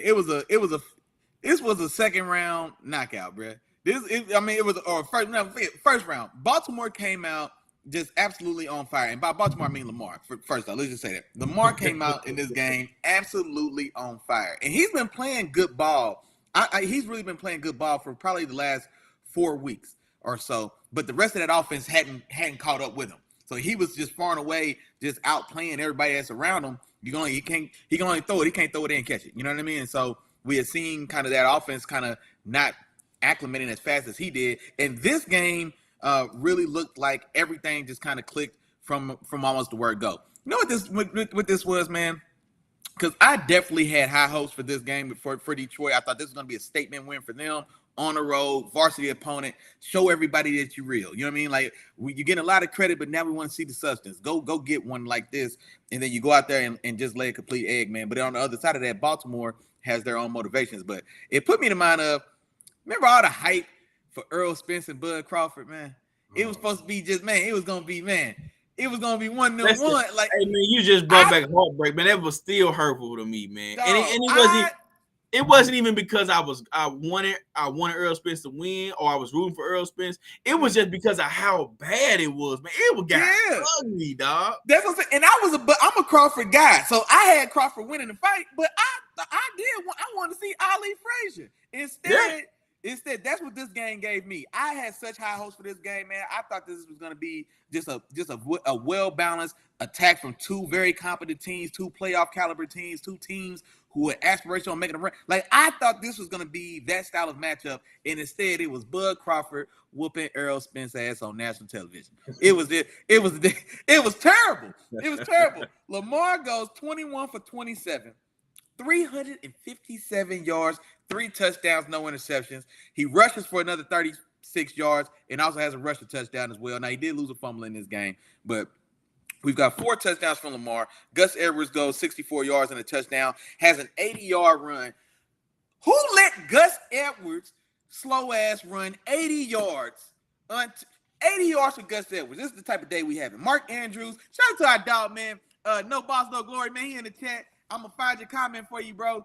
Because he was also, when we mentioned National Tight End Day, he shouted out Mark Andrews for having a big day, and he did, man. 4 catches, 63 yards, 2 touchdowns in this game on National Tight Ends Day for sure. 75 yards from Zay Flowers. That defense from Baltimore staying true, man. They've been playing damn well. Like our dog Chop reminded us, man. They had 5 sacks in this game. Kyle Van Noy has 2 sacks himself since coming over there. But yeah, this game was over just as soon as it started, man. I mean, it really was. The Lions, for a lot early on, they couldn't get home to Lamar at all, and so they couldn't get home. They couldn't get. They had instances where pressure flashed, but Lamar was able to get out, and when he get out, he was punishing them, those guys. And so it was like, man, Aiden Hutchinson probably ran him out that game, chasing Lamar or trying to backspin, or you know what I'm saying, like fighting through. He was running his ass off, but just could not get home. And every time they didn't get home, it felt like Lamar took them boys 40 yards up the field. You know what I mean? Like with his arm. You know what I'm saying? So it was just an excellent day for them. Man, Goff, man, 33 for 53, 284, no touchdowns, throws 1 interception. 68 yards and a touchdown from Jahmyr Gibbs. Also has another 9 catches and 58 yards receiving.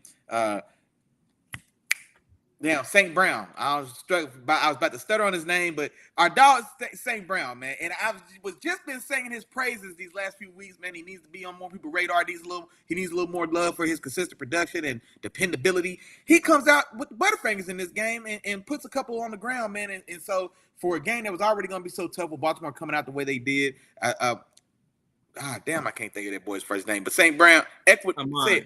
And He's the easy one. Amon Ross St. Brown. I'm thinking of his brother, Equid. He's got a brother named Equinemius. Equinemius. Yeah, I don't know why I was thinking of the brother. Even still though, with those drops, the boy still went 13 for 102. 13 for 102. That's what I'm saying. Yeah, 13 for 102.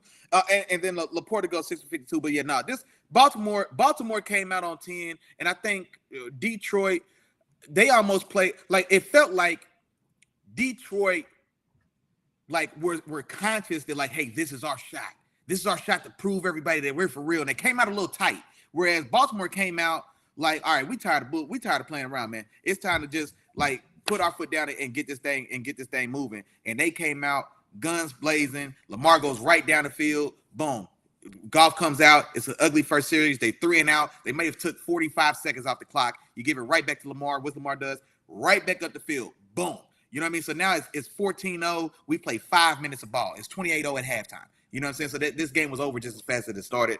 But no, excellent win for Baltimore, man. Excellent win for Baltimore. And then if you're Detroit, like I said, it felt like I'm not going to discredit Detroit and what they've done this year and where they still have hopes to go. I still think they are a very competent team, a team that can compete for sure. But it was a flash knockdown. You know, you got caught, you got dropped. I mean, it happens. You know what I'm saying? So you gotta shake it off. I still think that I'm not ready to just downgrade them to say, oh, well, they're a pretender, etc. I'm not ready to go there. But no, man, I think they came out a little cold, man, and Lamar put one right on the chin, man, put them boys out.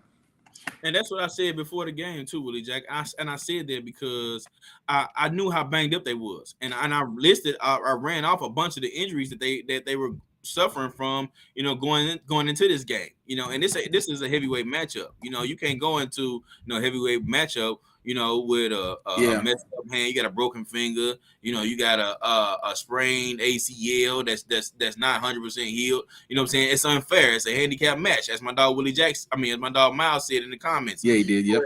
But that was one of the things that I mentioned, and that's why I said from the very beginning, I put it on out there. After this game, it's not going to change anything that I'm feeling in regards to Jared Goff or the Detroit Lions because of everything that they, like I said, all the injuries and things like that. But Baltimore came out and just handled business, and it was almost like Lamar Jackson listened to the show because I constantly was talking about how Lamar, you still gonna have to be able to pass that ball. You still gonna be able to have to pass that ball, especially in the playoffs against good teams to win. And he came out and he said, "Hey, look, man, you're here. Shut up now. Be quiet. Be quiet." You know what I'm saying? Now, it's the regular season. You know what I'm saying? And you did come out. You have a great game. You know, I want to see it consistently, though. I still want to see. I want to know that what I get from you in the playoffs is gonna be what's needed to get y'all over the hump. You know, and I'm not saying go win the Super Bowl. I'm not saying it, but I am saying go out there and show me that, you know, you can keep your team in the game when the team goes out there and takes your legs away. You know, so those are the things, some things I still want to see from him, because we've seen 300 passing yard games. We've seen 4 touchdowns in a game in the regular season before. We've seen that. You know what I'm saying? So now, you know, it's still going to be everything in the regular season. Lamar Jackson doesn't have to prove anything to me anymore. We know he can be MVP Lamar. He doesn't have anything to prove to me. In the playoffs is where he has, you know, to take that next level, take that step up, you know, to beat with some of the better QBs in the league. No, and see, this is the only difference I'll say. Because I mean, yeah, we've seen 300 yards, we've seen 4 touchdowns, but this 300 and these 4 touchdowns are completely different than any other time we've seen this type of production. So this was like he's playing surgical quarterback play he's playing surgical pocket quarterback play. There were moments in this game, like I said, with these Lions where, like I said, it was a lot of mush rush and guys trying to get home, and he did a lot of. I feel like he stayed and went upfield, and he's been doing this all year. I feel like he hasn't been as quick to just turn on the jets and get out there and run. I mean, he had 9 rushes in this game and for 40 yards of a touchdown, but especially early on, that was one of the things I noticed because it was one of the earlier series in which it looks like somebody may finally get home. He bunts, he has to tuck the ball and get out of there, and then he's right back up the field, and we get like a late deep dig for like 25 yards to that may have been Flowers. But so I think we've like I feel like I am seeing an evolution in his passing, and deeper than this one as well. He would have threw if anybody could have caught the ball 2 weeks ago, he'd have threw 500 yards against my Steelers. Like he's been playing great play as far as his passing goes. But like I said, I think the team around him, like I said, he can't throw and catch the balls himself. And so, but I think I feel like I have seen a turn for the better, man. And that's a direct shout out to Todd Monken, the coordinator who comes over from Georgia and kind of revamps this passing offense, and I think it's really bearing fruit. And like this last game against the Lions, man, was really a beautiful display of like, man, he's playing damn good quarterback play, man. Maybe at the midpoint of the season I'll do some type of midseason power ranking or something like that, because I'm curious now in my own mind, like, man, where's Lamar stacking up right now? You know what I mean? Because he's playing damn good ball, man. So I wanted to shout him out. Gotcha. All right, Willie Jack. Real quick, I saw a comment, man. I wanted to shout it out real quick, man. My dog, and I know you mentioned him already, so I thought I'd go ahead and bring him back up, man. My dog, BP, man, from No Come Balls. on, man. BP, what's up, man? Shout out the whole fam, man. We got BP, Coach Corey, the First Lady, Dino, West 10. You know what I'm saying? The whole No Balls, No Glory family, man. If I missed your name, I apologize, man. Shout out to No Balls, No Glory, man. Every Tuesday night and every Thursday night, man. They come on around 8:30, man. You check those guys out, man. They got the YouTube channel too, man. So go check them out. They talk about everything, man. And then matter of fact, man, BP, I'll be able to catch in there. I didn't even know, man, the First Lady, she is a Steelers fan. I'll be dropping in there when I catch her, man. And so, yeah, man, I seen on her in her little window or whatever, man, I seen Steelers game. I'm like, oh shit, I ain't know we had some of the fam over. Yeah, tell the First Lady I said what's happening. And then also, man, BP's a big baseball guy as well. And so the World Series is set, big dog. I want to know right now who you got, how many games is going, man. The Texas Rangers and the Arizona Diamondbacks. BP, man, talk to me, man. Let me know something.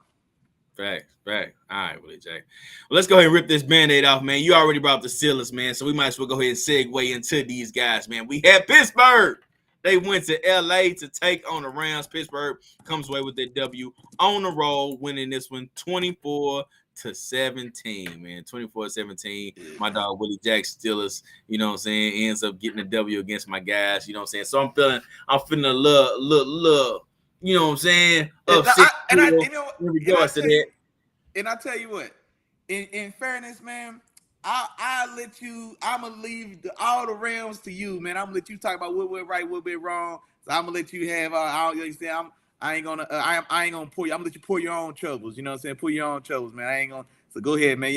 Did you want me to go ahead, or did you want me to go ahead and get going? I can go. You know, as the victor, maybe you the victor. You the victor, bro. Go ahead. Yeah, you the victor. Okay. Man. Go ahead. Talk your trash, dog. Yeah, what Travis Kelce say? Talk your shit, pimp. He probably don't talk like it no more. I don't know if Taylor Swift like all that. You know what I'm saying? Hey, the Swifties gonna come get us, bro. Chill. I yeah, heard the no, we don't Swifties. want. Hey, we I don't heard the want no Swifties smoke. like the Beehive, bro. We don't want to mess with the Oh Swifties, yeah, no, dog. we don't want no smoke with the Swifties, man. Hey, we appreciate Travis Swift and all his contributions to the Chiefs, man. The boy been You balling. called him Travis Swift? No, I didn't. No, I didn't. No, I didn't, man. Kelsey, dog. Kelsey balling, man. Kelsey's balling for sure. All right, bro. Go ahead, dog. Go ahead, dog. I'm gonna get out of there. Man, no. So this game, man, it tell the two halves for me. So honestly, and here's the thing I will say. Let me get my stats. Let me slow down. I'll get back on track, man. Kenny Pickett finishes with a solid day. Didn't start this way. Like I said, tell the two halves. Finished at 17 for 25, 230 yards. No touchdowns, no interceptions, but does have a rushing touchdown in this game. Najee goes 53 yards in a touchdown. Jalen Warren 30 yards in a touchdown. Man, my dog GP, man, the youngin, man, he's still doing this thing, man. 5 for 107. Deontay Johnson makes his return, 5 for 79. He had a big one, a big catch and run called back on a penalty from GP, man, on a turn back block. Yeah, that's what I was thinking, but too. It is a penalty, and yeah, he's young. You got to know better. But if you're gonna get the 15, because he could have really iced Buddy up, man. He did. He gave him a little shoulder, but he could have. If I'm gonna get the 15, man, I'd rather he go ahead and put that boy off his feet. And then, but anywho, and then of course for me, man, the play of the game that really kind of got us jump started, man. We open up the second half. My dog TJ Watt gets a big interception, and then runs it back inside the 10-yard line and sets us up, I think, for our first actual touchdown score of this game. But one thing I will say, man, and I'm sure we're gonna go back and forth, so I'm not gonna take too long with you. You know what I'm saying? We'll chop it up together. But like I said, the finer points. But one thing I do want to say honestly is that, and I guess it's obviously, or maybe on the outside now, but looking at it, but our game plan was definitely, you got two weapons on the outside there. You've got your boy Pikachu and you got Cooper Kupp. And so which one do we go? Which one do we stop? So all the effort definitely went. The effort or the focus was definitely on trying to contain and maintain Cooper Kupp. And as a byproduct of that, your boy Pikachu man did his thing. 8 for 154, doesn't get in the end zone. And then Cooper Kupp as well, man. Normally sure-handed, man. He had a couple of the dropsies now. A couple of the dropsies in this one. But no, man. All told, man. Like I said, I ain't gonna rub it in too good, man. It was I ain't gonna rub it in too good, man. We came away with the win. Like I said, man, TJ Watt definitely kind of gave us that spark to start that second half, man. Then it felt like once we finally got in the end zone off that interception, then we started finding ways to move the ball, man. And then, like I said, you guys, I think, were the hotter team offensively in the first half. And then, like I said, in the second half, man, different story. Gotcha. Yeah, that wasn't too bad. You know, that wasn't too bad, man. Yeah. And I'm gonna get it out the way, man. Because first and foremost, man, I had my performer of the week this game, man, Willie Jack. So I'm gonna run that back, man. I predicted Cooper Kupp to go for, what did I say, 130 yards, 2 touchdowns in this particular game. You know what I'm saying? And Puka Nacua being right behind him with about 90 yards and so, you know what I'm saying? But, didn't quite happen. And it came out to where, it just wasn't a day for Cooper Kupp. You know what I'm saying? But I will say this. Coming into this game, I had the idea of, all right, this is what the Rams need to do. This is the game plan they need to have. And quite honestly, they came with the game plan that I was looking for. The game plan that I felt that I could help them out the most, which was, let's make sure we keep running the ball to keep as much pressure. You did say that. Matthew Stafford as possible. You know what I'm saying? And to their point, man, 31 rushes between the two running backs. Darrell Henderson had 18 rushes, and then Royce Freeman had 12. So they were really focusing on running the ball. You know what I'm saying? So between those two, like I said, 31 rushes, 30 rushes between those two, and then I guess a rush from Stafford. But like making sure they continue to run the ball to keep their pressure off of him, and it kind of showed, and it helped us out a lot because TJ Watt and watching certain plays too, the way you guys as defensive ends was beating our tackles very quick on certain plays, it showed that game could have got real ugly if Sean McVay didn't stick to his game plan. You know what I'm saying? They could have got a lot of pressure after him, you know what I'm saying, and really caused trouble. But this game really came down to Kupp being off, and then also, and this is just for the Rams side, Kupp being off and Stafford not being as sharp. thus far, before this particular game, when Matthew Stafford had time, he's been one of the better quarterbacks in the league. You know what I'm saying? But in this particular game, he just wasn't as sharp. He wasn't able to find as many guys. Even the one touchdown, well, not the one, but one of the touchdowns that he threw to Tutu Atwell, it was only touchdown. It was a lucky throw. It was a lucky throw. Tutu Atwell had to come back for the ball and really catch one of your defensive backs off guard because he didn't know that Tutu Atwell was right behind him. Come in, kind of jumps in front of him, makes that catch, and scores that touchdown. You know, so that was one thing that kind of helped the helped out Matthew Stafford, but he just wasn't sharp. And as far as you guys and what you guys were able to do on offense, I think Deontay Johnson was huge, and Najee Harris. Najee Harris didn't have a big day, but he had those. He had a couple very meaningful runs. It was some of those wheel taking runs. It was like, all right, we're gonna impose our will on you. We're gonna do whatever we can to, like I said, impose our will and just take advantage in whatever way, even if it's just mentally. And it looked like he was purposefully trying to run through a few of our defensive guys just to kind of take their wheel and allow for that particular offense to open up in a few more ways, and you guys were able to do that. Your offense looked as good as it looked all season. Kenny Pickett, that second half was big. A bunch of key throws. You guys had the momentum going, and like you said, Willie Jack, y'all did have a few fans in that thing, so y'all had a few. Hey, I told you that now. Hey, wait, y'all had to go to silent count now. The second half, they said. So y'all was rocking in that thing, but you know that was the sign of that particular game. The Rams weren't able to really get that done. We scored 8 points in the third quarter and didn't score at all in the in the fourth quarter. You guys had 14 unanswered points, and we didn't have an answer for it. And then here's the thing as well, man. Y'all didn't cut the kicker, man. Y'all kicker Brett Meyer from the Cowboys, man. He caught the yips in Dallas, and then they let him go, and he had been out there kicking for y'all. Man, I seen y'all cut the boy, man. He missed 2 kicks in that game. He missed 2 field goals, and then he also missed the extra point. So it was a very, very rough day for him at the office. And then honestly, man, if we just doing the math, you know, the kicker left 7 points on the field, you know what I'm saying, for you guys, essentially, you know what I'm saying? And so it was one of those things for us where kind of perfect storm, everything came together. And that's the other thing too, like before the kind of chuck it play at the end of the half.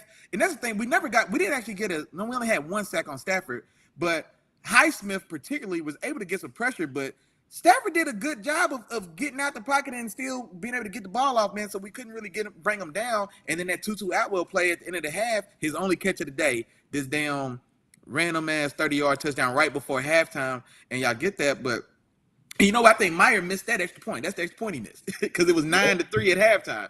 So yeah, he missed the extra point. Because I still remember I was like, yeah, the ball don't lie. That wasn't supposed to happen no way. That's what it was. But yeah, man. So y'all ran the ball as well as y'all ran it. Royce Freeman had 12 for 66, over 5 yards a clip. Darrell Henderson had 18 for 65. I want to say that's going to be 4 and change. Like yeah, it's like 4 and change, and he had a touchdown as well. And so y'all definitely did run the ball pretty well there. Like I said, Puka did his thing, no man. But yeah, no man. Like I said, man, I needed that more than you, man. That's all it is. I'm trying to keep up with these damn Ravens in the AFC North, man. But no, it was entertaining game for me. You know what I'm saying? I don't know how, maybe not so much for you, dog, but man, it was entertaining. It was better football than I've seen some of those other games. So yeah, for sure. And it's not like I'm expecting us to go and win in every single game. Did I want these bragging rights in this particular episode? Yeah, man. You damn right. I wanted them bragging rights, but hey, man, it didn't work out like that. And you know what? And day one game, Jarrell that reminded me because he said, "Hey, man, I couldn't wait. I'm here. I couldn't wait for them push-ups. I couldn't wait." And now it's 2 things that I thought of because it's 2 things I thought of after this game. For one, number one, because this got to be the last time Pittsburgh and LA play and we don't go to the game, bro. Ain't no, bro. We gotta start making that happen, bro. Because it don't happen often. Right. But if it happens again, man, we gotta be at that game for sure. Man, we gotta do that. And then also, I gotta get my betting together because there should have been way more bets. I should have had a win-loss bet on push-ups. It should have been everything. I should have had, yeah, man. I just knew I was gonna have you at this wedding this weekend. I just knew getting strong. Huh? I was gonna save like 2 for your ass. I was gonna save like 2 for you for New Orleans. But yeah, But nah, man. But like I said, I needed that dub, man. And shout out to your boy Pikachu, boy, because he was out there going crazy. I still don't. Wait. Last thing, the catch on the sideline. Why do we act like his foot was in bounds, and then his foot continues to depress, and then it goes out of bounds? Like, how? When did this rule change where the foot started in bounds, then the whole foot comes down, and now the side of the shoe's out of bounds clearly, and we just stop the replay? Like they changed, bruh. What was that about? Hey man, that was crazy. I'm not gonna go down this hallway of calls with you. Okay, yeah. Especially them. Especially it was a few. But you know, in fairness. I wanted to stay away from those on purpose, really, Jack, because I'm I did too. There was other ways we could have won this game. You want to talk about it? I did too. I was gonna let you break them up. But in fairness, the Witherspoon when they end up wiping it out, you know what I'm saying? Because then Deontay gets the soft taunting call, and so they wipe it out, no harm, no foul. You know what I'm saying? So I ain't feel too bad about that one. You know what I mean? But but you boys ain't getting not near inch on that QB sneak. Hey, now I ain't gonna lie. I don't know what happened with the ref right there, man. You know what I think it was? He was running because when he's running in short, and I think he had to like swim or go around a player and got himself off track. And the boy took like 2 steps to the left and came up and spotted the ball, bro. I don't want to talk about it, bro. I don't want to talk about it, okay? Because we both seen it. We both watched it. That was a bad break. I ain't gonna lie. That was a bad break. And then, yeah, man, Sean McVay, man, maybe not managing his timeouts the way he should have, because couldn't even challenge the call, because like I said, it already burnt through the timeouts, man. So, you know, but if there was a play later, it's an automatic. It's an automatic review, exactly, bro. But Sean McVay, and this ain't the first time he's done that either. It's used his timeouts early to where he's not able to use his challenges or whatever the case may be. So this is not the first time he's done that. But there's more ways we could have won this game. So I'm not just gonna sit there. Hey, you had a rough week. Hey, you had a rough week. Shout out to Sis. She said, hey, you was the man, dog. What happened, dog? Hey, you took L's everywhere at the crib and in the Let the Film Speak, bro. You took L's all week, dog. Look, y'all. And just so y'all know what she's talking about, the Let the Film Speak, you know what I'm saying, fantasy football league, I had to face off against my wife, man. Yeah, man, she took her business against your boy, man. She ended up beating me. And this was the crazy part. This one was funny. Mm-hmm. She walked in the kitchen out of nowhere with a big smile on her face. She's like, Pat Mahomes, because Pat Mahomes a quarterback. She's like, Pat Mahomes, he did that to you, huh? I'm talking all trash. Talking cash money. Yeah. Have it all Sunday. So not only did I have to suffer from the loss from Pittsburgh, I lost to my wife, so you know she was rubbing that in. Man. It was a rough day for your boy, man. I needed something. Dang. Hey, that's crazy, good. That's crazy. Don't worry, we'll drag your pains away this weekend, man. For sure. I appreciate that, man. But on to this next one, Willie Jack. Another divisional matchup. We're gonna stay in the NFC West. We had the Arizona Cardinals go to Seattle to take on the Seahawks. Seahawks win this game 20-10, man. 20-10, and this was a little bit of what we asked for, kind of came true, Willie Jack. We've been asking about him, and we finally got a little bit of a showcase, man. Jackson Smith and Jigba gets in the end zone for the first time this season. He scores a touchdown. He gets 60-something yards receiving in this particular game. Not the greatest or the most explosive offensive performance from the Seattle Seahawks team, but they got the job done. And I'm convinced, man, Kenneth Walker is one of the ones. Kenneth Walker is one of the ones like we got different tiers of running backs, but he's nice, bro. I had him over Breece Hall in the draft rankings when he was coming out. I preferred him to Breece Hall, honestly. Breece Hall was coming out of Iowa State, and Kenneth Walker was coming out of Michigan State. Yeah, I was. And he looks so explosive. The way he hits the holes, he has that speed. He runs with power. He like his ability to cut on a dime. You know what I'm saying? With just his size and his ability and his vision, like all those things together, like he is one of the ones. So if you ain't been watching Kenneth Walker, I think y'all need to go home and watch Kenneth Walker, man. Yeah. They got them another one of them guys, you know, like they used to have with Marshawn Lynch. You know, Marshawn Lynch he's definitely one of the ones. I think they got something in Kenneth Walker here too. So he's a great player. And then like we talked about before the game, this defense of the Seattle Seahawks with Jamal Adams back, I think he brings everything together. He was a one piece they were missing. And we talked about the cornerback rankings, Willie Jack. Witherspoon is as advertised. Man, yeah. Since they moved That him, boy laying wood, ain't he? each and every week, man, he's catching guys slipping. He's laying that wood on them boys, and there's nothing that they can actually do about it. He's showing up, doing all things he's supposed to do. You know what I'm saying? Picking the ball off, dropping into coverage when he needs to, and he's just making so many different types of plays. And I said that about him going into this league, to this year, is he's the type of guy you want to be around the ball as much as possible. And the Seahawks have put him in great position to be around the ball as much as possible. And sure enough, man, he's making a lot of plays for this defense right away. And I expect him to make a lot of plays, you know, as the years go on. But Jamal Adams coming back brings everything together. Hey, I expect this defense to be real solid. And like I said, if this offense picks up, then they cooking with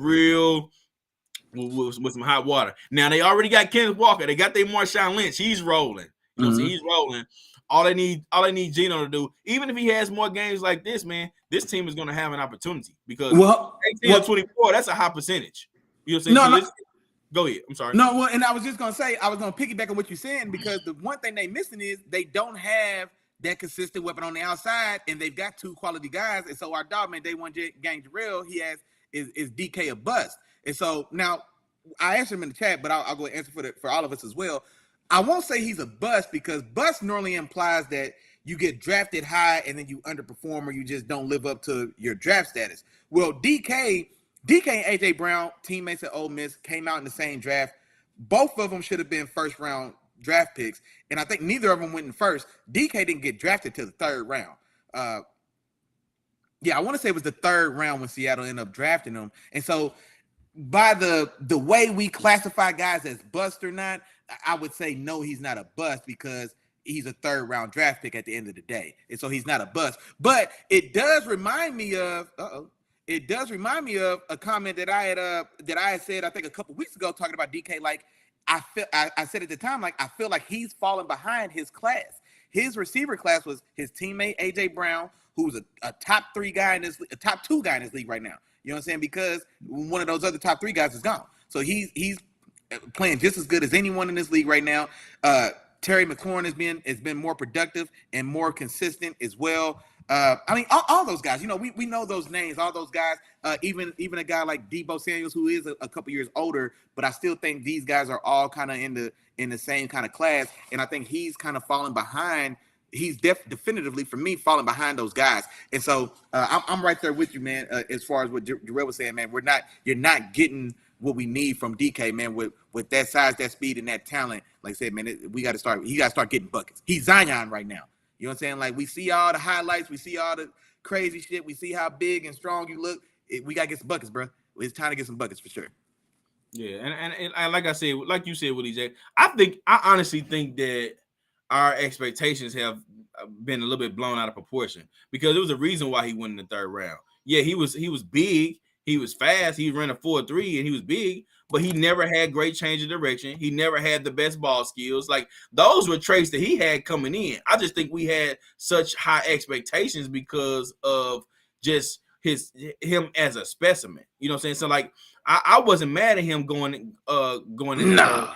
I'm trying to remember who was in the first round that year. That was Marquise Brown. Marquise Brown. Oh, yeah, that's Hollywood Brown's draft. Yeah, Hollywood CD. Yeah, Marquise Brown and N'Keal Harry. N'Keal Harry went in the first round. N'Keal, that's the one. Yeah, ain't no way in hell. N'Keal Harry. He went to the Patriots. Cause I'm gonna tell you why I remember N'Keal Harry, because that's where watching N'Keal Harry's film for that draft cycle is how I found Brandon Ayuk. Cause so I was on Brandon Ayuk a year or so early because I was trying to watch N'Keal Harry, and then you see Ayuk over going crazy. But yeah, ain't no way in hell. Big bad boogeyman Bill. That's one thing that he ain't done well is draft. Since he's been there, he's struggled in the draft. But yeah, ain't no way in hell N'Keal Harry was in the first round, and AJ nor DK was in back. But here's another thing as well about AJ and DK. They had terrible quarterback play at Ole Miss, and so they were like guys that were at Alabama, at whoever want to say that's a blue blood or a team. Both these guys are probably 1,300-yard receivers. It'd have been like Jamar Chase and Justin Jefferson at LSU. Like, they could have had careers like that, but they was in Ole Miss playing with the guy who was before Matt Corral, who was ass bags. You know what I'm saying? He was terrible, and so that was a little bit of it as well. But I guess what I'm saying is, like, if he was like if he was the total package for real, there's no way he skips past the first round. There's no way. Like no, it happens, bro. That happens. Guys get overlooked for sure. Not for a guy that's 6'4" that runs a 4.3. It's like I said, if you 6'4" running 4.3 and you had everything else, if you had the route running and everything that they look for in like true receiver skills, there's no way he's getting past. No, that's not a fair. That's not a fair thing. I'm telling you, bro. AJ Brown was in that same draft. He fell as well. And AJ Brown, play we see right now on Sunday. That was AJ Brown at Ole Miss. And I looked for sure, the same play we see on. But just because he went in that same draft doesn't mean he was considered one of the best. Like, he wasn't considered one of the best coming out. AJ Brown wasn't even considered the best on Ole Miss. DK was supposed to be the best on Ole Miss. Yeah, but that's still, I don't know, man. Because I'm not gonna bog us down. But like, if you let me sit here and think enough, I can give you big size speed specimen guys who didn't get drafted. Or, you know what I'm saying? So like, I can give you those names, but you know what I'm saying? I don't think that was it. Yeah, you can. I just don't think he wasn't that great of a prospect. He wasn't like a for sure like, oh, he's supposed to be it, that type of project. He just was. They took they blew him up is what I'm saying. They blew him up. I get what you're saying, but one thing I want to say is as a reminder, it was a relatively weak receiver class, though. You know what I'm saying? Like, N'Keal Harry was the third. Like, this last year, I think these last few years we've had between 5 and 7 receivers go first round. There was only 3 first-round receivers in that draft, and one of them was N'Keal Harry. So I'm saying it was a weak receiver class. So there's no way he should have been drafted ahead of the 3rd round. Is what I was saying. But I did what you're saying as well. I did what you're saying. Gotcha. On to the next one, Willie Jack. Let's go to this next game, and kudos to you, Willie Jack. I'm gonna give you your props on this one, man, and because you called this one. This is a game I didn't know. I wasn't ready to call this one, but the Denver at home taking on the Packers. They win this one 19-17. Willie Jack, what happened in this game, dog? Man, about what I expected, man. And so this Denver defense is as bad as it is, but this Green Bay offense is just I don't see any style of like I can't tell what it is they're trying to accomplish.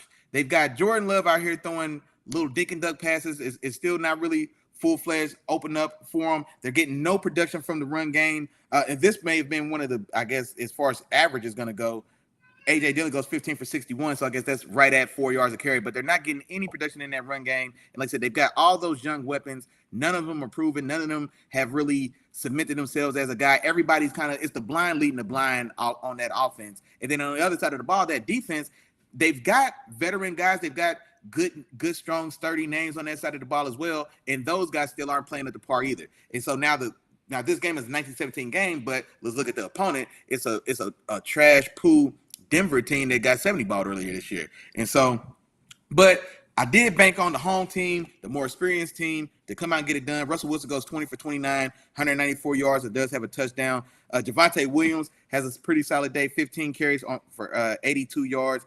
Cameron Sutton gets 76 in the air and a touchdown. Jerry Jeudy gets 5 for 64. And so this one, I'm not going to lie, man.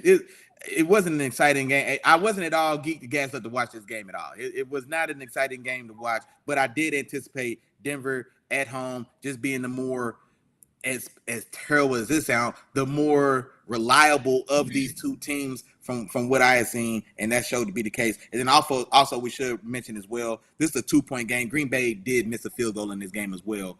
That could have been a difference in the victory for them. But absolutely, they missed one. And Denver didn't look too much different than what they looked all season. Their offense didn't look terrible. They didn't look great either. You know, Russell Wilson didn't make a lot of mistakes. This offense did, like I said, has been playing just better than what we've seen from them last year. The defense looked a little bit better, but this Green Bay offense was terrible this game. And I put a lot of this on Jordan Love when I watched them. Like, Jordan Love, from what we saw, like the first 1 or 2 games of the season, looks totally different now. And I'm talking in terms of his ability to read coverage, his ability to go through progressions. I watched him look over a screen that would have went for a touchdown to Aaron Jones and throw a pass over the head of a receiver in the end zone for incompletion, for them to go for a field goal. He had an open touchdown. They were about at the 20 or so 2-yard line, and he had a touchdown. And those are the type of reads and things that Jordan Love is missing. He also missed a couple throws and got lucky on one of them that went through Romeo Dobbs' hand. He threw it to Romeo Dobbs. Real short. It was to the back of him. It went through his hands, but luckily Reed was sitting in the back of the end zone ready to catch the ball. And then just a terrible play at the end of the game to seal the deal for Denver. They're only down 2 points. They are right at midfield. Now they get across midfield on a pass play to AJ Dillon, but with some penalties, it takes them back across midfield. Now they're at 3rd and 20, and instead of giving yourself a chance, hitting the guy for maybe 10, 15 yards who was wide open across the middle of the field, you heave a ball deep down the field, into double coverage. They interception, seal the deal, game's over, versus giving yourself a chance with like over a minute left to possibly give yourself the go-ahead field goal in this game. So terrible decision and terrible play by Jordan Love in this particular game, and Denver takes advantage and they come with it. And I'm in the chat talking to some of the members, man. And then my dog Big Chef, man, he said unpopular opinion, but Russ isn't the problem in Denver. His receivers are trash. I can't get on board with that. Now, one thing, and I instead of replying, I'm just gonna talk about it since we're talking now. But one thing I will say is that Russ isn't the only problem in Denver. He's a big part of that problem, though. You know what I'm saying? I think he's definitely a big. He's got a fair share of that problem, because I don't want to say his receivers are trash. Cam Sutton, and when Cam Sutton first got in this league, where Cam Sutton come out of? I want to say he went to SMU right here in Dallas, because I think he of course wanted to go to Dallas. He's a Dallas kid, and they were looking for a receiver at the time. And then instead of drafting Cam Sutton, which it looked, the tea leaves were saying they were going to draft Cam Sutton. Instead, this is when they draft Michael Gallup out of Colorado State, if I remember right. And so Sutton goes to Denver.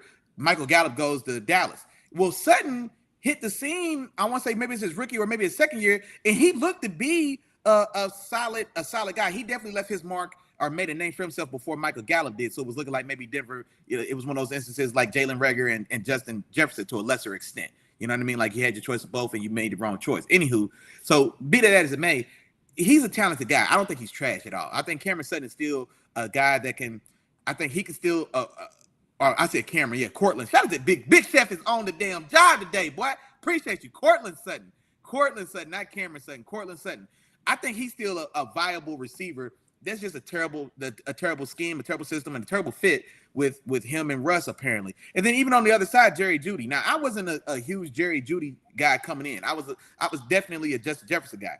But it can't be denied that Jerry Jeudy still, when you see him, he still looks to have the raw tools that he should be able to find success. He's a technician. He's a route runner. He's a guy that his game is going to be more similar to a Deontay Johnson than it is to an AJ Brown. You know what I'm saying? But he's got to be with a surgeon. So I'm thinking Jerry Jeudy playing with a surgeon, and he's gonna cut boys up. You know what I'm saying? Because that's what his game lends to. So I don't think the receivers are trash, but I just think, I mean, it's just not melding together. You know what I mean? It's just not coming together there for a lot of reasons. But I think I don't necessarily want to just say the receivers are trash. I didn't want to say that.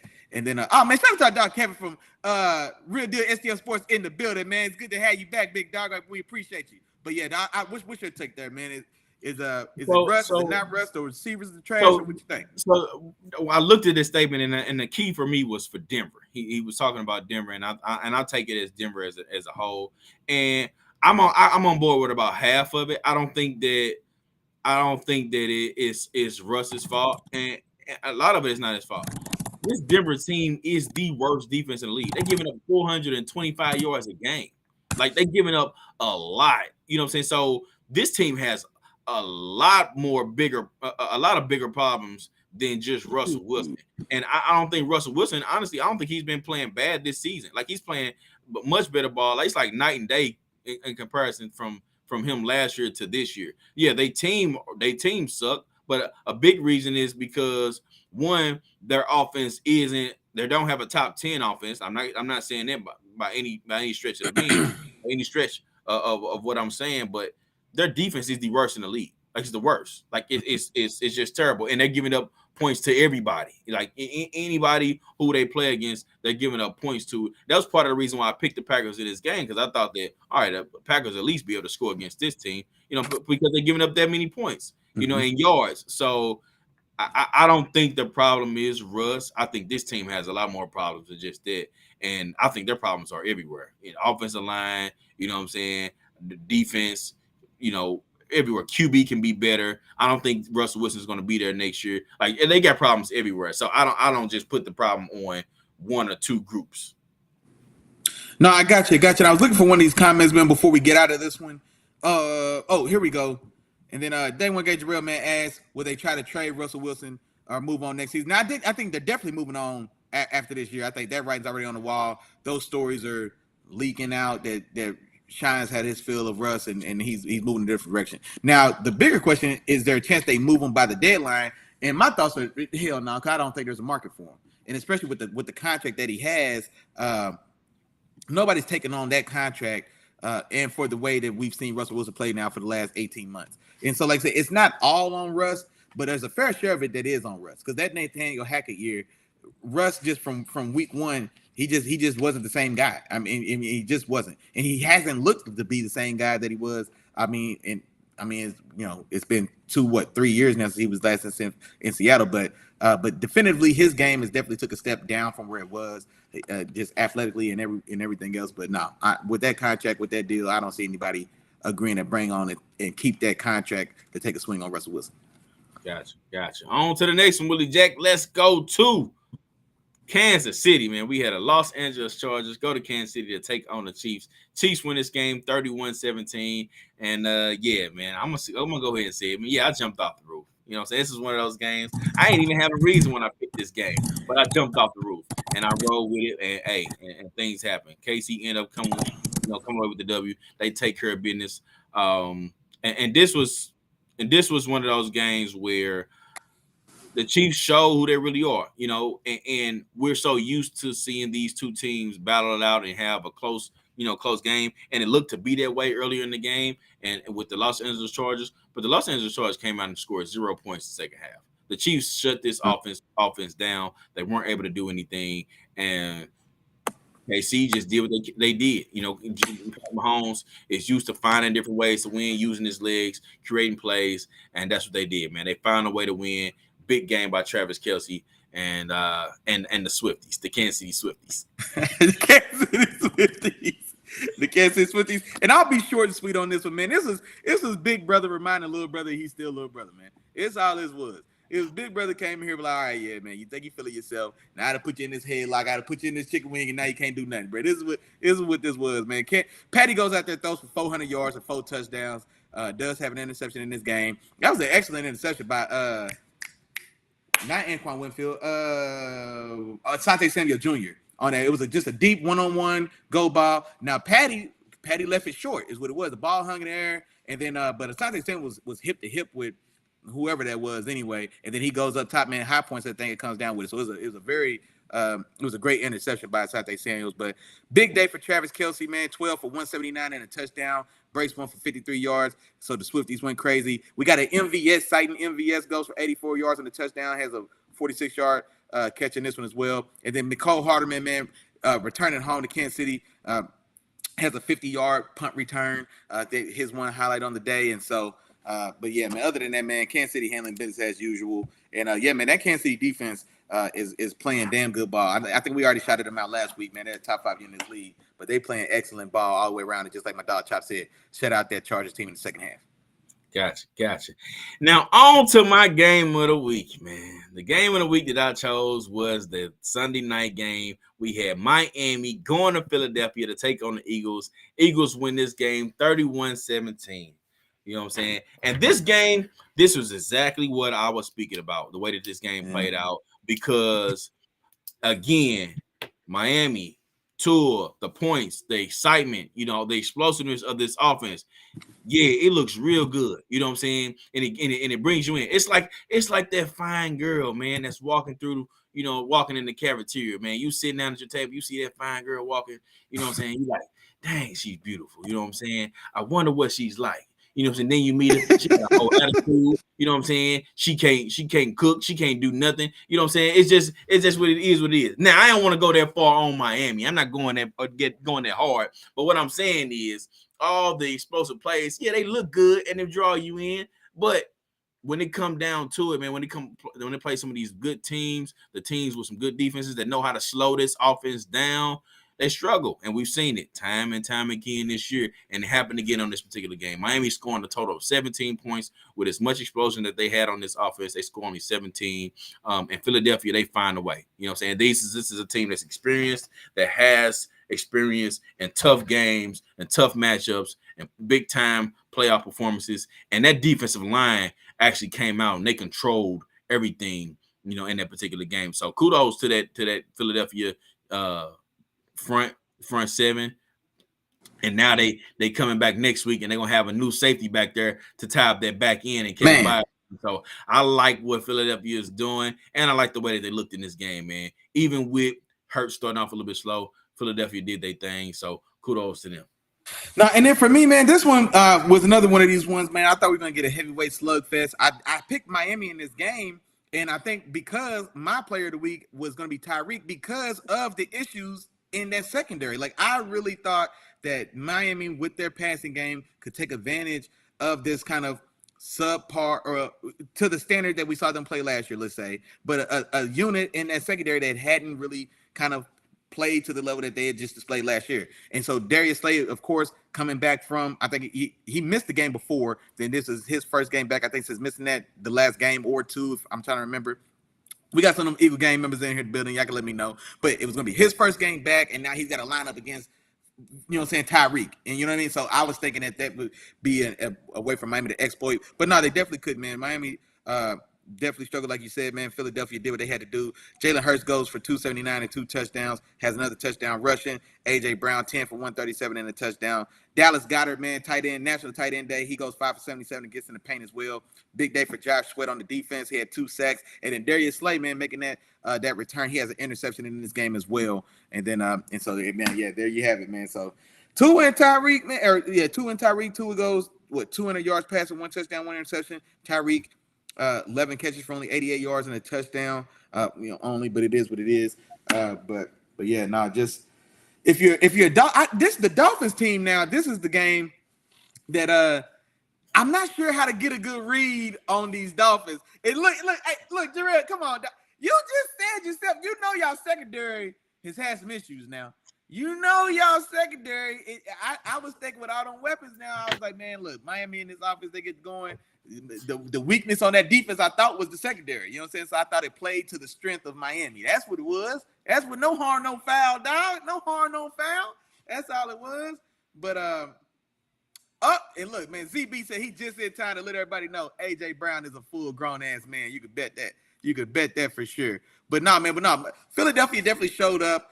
Reminded some of us who they really are, and got themselves right back on track after a disappointing game against the Jets. And so, they stepped up and showed out when they had to, man. And like I said, reestablished themselves as like, all right, look, man, yeah, a lot of that stuff is cute, but don't forget, you know what I'm saying? We should be defending Super Bowl champions right now. We still them. And so this was a good statement game to let everybody know, like, we're still the team sitting at the top of this NFC mountain.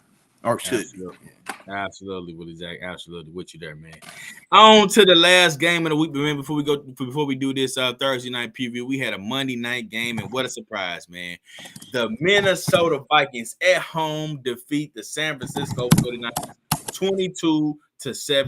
22-17. And Willie Jack, since you responded, I'm gonna go ahead and jump in on this one, man.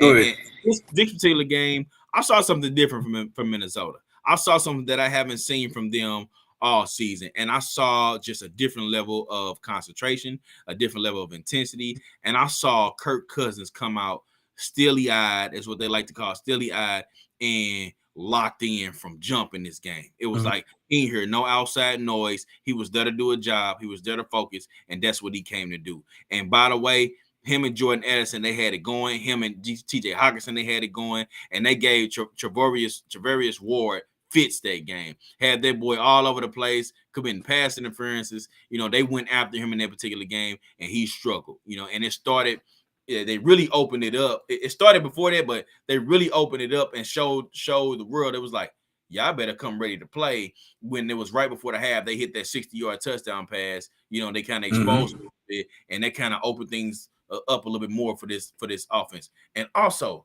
even with the lack of players that they have, man, shout out to Brian Flores, man. Brian Flores continues to dial up a defense that slows down what would be normally considered like offenses that have come in and dominate this Minnesota defense. We all know Minnesota's defense from last year, what they look like, how much they struggled.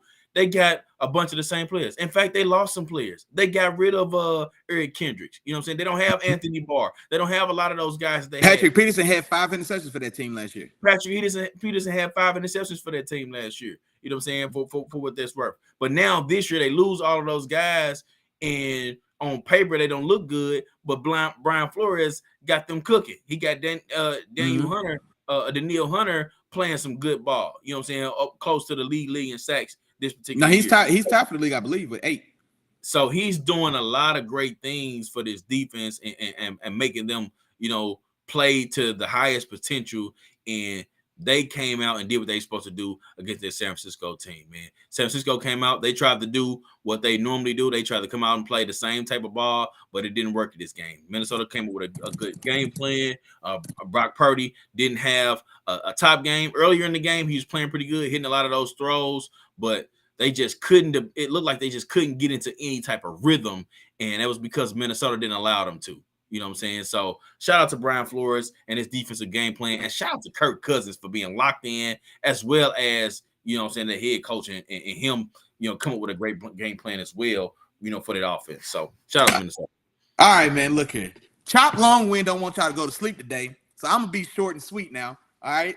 Just like he said, man, kudos to Brian Flores, man. That defense has been playing better and better the longer this season has went on, and so he's definitely starting to leave his mark for sure. Big day for Kirk Cousins, man. Goes for just under 400 yards, 378 yards, 2 touchdowns. Coming out party for Jordan Addison, man. The rookie, assuming that number 1 role with Justin Jefferson being out, he had himself a day. 7 for 123, 2 touchdowns. Him and Tre'Davious Ward traded.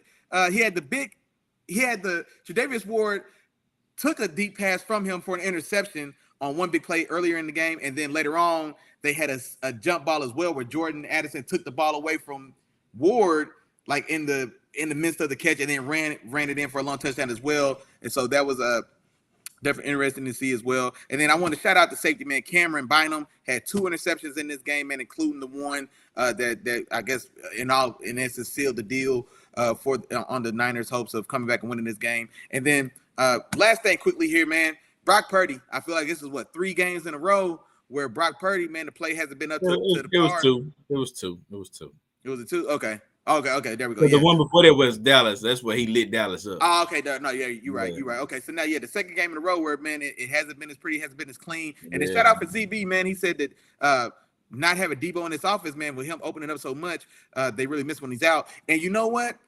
I think that's a very astute observation, that our dog ZB, because Debo's missed 2 games, and these have been the worst 2 games we've seen Brock Purdy play. Is what it look. It's kind of how it looks, and so not to say that necessarily Debo's been lighting it up when he's in there, but just keeping the flow of the offense going, or whatever the case. And so that's a very good observation there. C-Mac, man, gets in the end zone 2 more times in this game. Does have a tough fumble, and then. Yeah. Other than that, man, like I said, man, shout out to those Vikings for turning it on. Got a very good win, man, against what had been looked at as the most dominant team in this league. If we looked at that Cleveland game as a speed bump, or like, just a day, it was a lot of factors going on. They lost a lot of guys, etc. Well, this game feels a little different. Now it is what it is. We show up, we ready to go. A struggling Minnesota team, and then you're held to 17 points. You get 2 ugly interceptions from Brock Purdy, and Minnesota and Kirk Cousins lights you up for almost 400 yards in the air. So, man, I don't know if what it's going to take necessarily for San Francisco to find their mojo. And then also, man, do the Vikings make some style of light push with the Lions taking the loss, the Packers fading day by day, and then you've got rookie Tyler Bagent leading the Bears. So the door may not be closed on the Vikings as well, if they can right their ship. Gotcha. All right, Willie Jack. Well, we got a Thursday night game, man. Last one tonight, man. Last game we're gonna talk about. We're gonna move on to week 8, and in week 8, man, the first matchup of week 8, we got Tampa Bay going to Buffalo on a Thursday night game to take on the Bills. I got a feeling who you got, Willie Jack, but go ahead. And talk. Man, yeah, I'm going Big Josh to bounce back and get his lick back, man. Big Jill? Did you call him Big Jill? Man, I almost said Big Bad Boogeyman. You know, so they just played the Patriots, but I meant to say Big Josh. Big Josh bounces back, damn it. Gets his dub, man. It's a short week. Tampa Bay coming off of they come off a hard-fought loss to these Falcons, and then another tough one to the Lions. I think that was the game before this one as well. So the Bucks are kind of losing their footing, and I don't think they get any help this week because now you got Big Josh and those Bills looking to get their look back and get that bad taste out their mouth, man. I think they win in this one at home. I'm going 27-16 Buffalo. All right. And I got the Buffalo Bills in this game too, Willie Jack. They got two rough games that they've just had. One was because they just played bad against the Giants, and they still come away with the W. And this one, they just lost against the Patriots. So yes, I think they try to bounce back in this particular game. I think they, cause some havoc, for Baker Mayfield again. And I got them winning this game, man. The defense isn't one of the top. So yeah, I got them scoring. Give them 30. Give them 30 in this game. I got Buffalo Bills scoring 30. Give them 30-16. 30-16 Buffalo Bills over Tampa Bay in this Thursday night game. Okay. All right. Okay. We got the same, pretty much the same. You got one more field goal for Buffalo, but yeah, we see this thing kind of the same way. Yeah. Absolutely. All right. Well, Willie Jack. Oh, and then last question of the night, man. Our day one game, Jarrell, man. He said, and I'm assuming he's talking about the Bills. Are the Bills playing down to their competition? And you know what? That's a very interesting. I hadn't thought of that, but the Patriots team, a team that we would say they're definitely more talented than. The Giants team, I think for sure, the team that we would say they're way more talented than. And then the Jets team, minus Aaron Rodgers, before the Jets kind of found their new footing and balance with Zach Wilson, they lose that one as well. And so there may be something to that because then you play Miami, which is a competent team. You blow the doors off of them. You know what I'm saying? So that's a good comment, Jarrell, man. You might be on to something there. And then one more, man. Our dog ZB, man, favorite coworker, shout out. He said he's taking the Bucks 27-20 on the upset on a short week Thursday game on the road. Ooh-wee. Okay. I see. What we need to do is next year. You're a little bit behind now, Zach, man. But next year we got to get you in this weekly pick'em, man. So you can be picking these games each and every week with us, man. Man, get his ass in the pick'em now. Go ahead and get in that thing, man. Well, if you want in, just let me know, Zach. Yeah, you get in this weekly pick'em, man. It's still fun just to see how he's doing anyway, man. You know what I'm saying? So it's still fun just to make the picks and kind of see where you stand. Yeah, go ahead and get him in this thing, man. But unless you got something else, man, I'll go ahead and take us on home, man. What you thinking? That's all I got, Willie Jack. You can bring us on home, big dog. Hey, there we go, man. That is it. That is all, man. We came, we saw, we conquered. We ran a little late tonight, man. We apologize for that. But you know what's going on, man. We appreciate all the love and support from them members, man. Y'all definitely was in the building strong tonight, man. Shout out to Mrs. Boyce, first to the chat today. Shout out to FSQC Big Chef, man. Our dog, he wants me to remind everybody he is no longer a Jets fan. He's a Lions fan. He's still going to ride these Lions even after that ugly whooping they lost. So I'm going to make sure he knows that he told me he's a Lions fan now. You better wear them 38 points proudly, big dog. Day one game, Jarrell back in the chat, man. I apologize for blocking you, big dog. The fan band was in the building. Mondoos came through. I appreciate y'all, dog. Miles the Mac was in the building as always. Man. BP, No Balls, No Glory came through highlights. Our dog Kevin Wilkinson, man, from Real Deal STL Sports is in the building as well, man. I'm scrolling. You know we don't get out of there. Don't get out of there before giving somebody that game ball, man. Oh, and there you go, man. Just like my dog said, game ball tonight. Man, let's go with Big Chef, man. Big Chef was in this thing early and often, man, and he kept the conversation going with us all night. It was a good contenders tonight, man. Our dog Miles was active in the chat. Day one game, Jarrell was active as well, man. ZB made himself known when he got here, man. We tell you every time, man, it's just like church. You ain't got to be on time. You just got to get in here and catch some of this gospel, big dog. We appreciate you all the same. And other than that, if I forgot to say your name, damn my bad, but charge it to my head and do not charge it to my heart. You know we thinking about you, big dog. Love and appreciate all the support for sure. Man, tune in with your dogs, man. Sunday, 10 o'clock. You know we're going to do a little bit of this now. The Week 8 preview show, man. We always drop a fantasy nugget or two in there as well, man. We have a lot of fun with that one. So tap in with your dogs, man. We will be right back, man. Next Wednesday, like we left something, man. Next Wednesday, 7 o'clock. You know ain't going to run no watches because you know what time it is when we come in here and get busy. Until then, y'all stay safe. Y'all have fun. We will see y'all Sunday morning. Peace. Peace.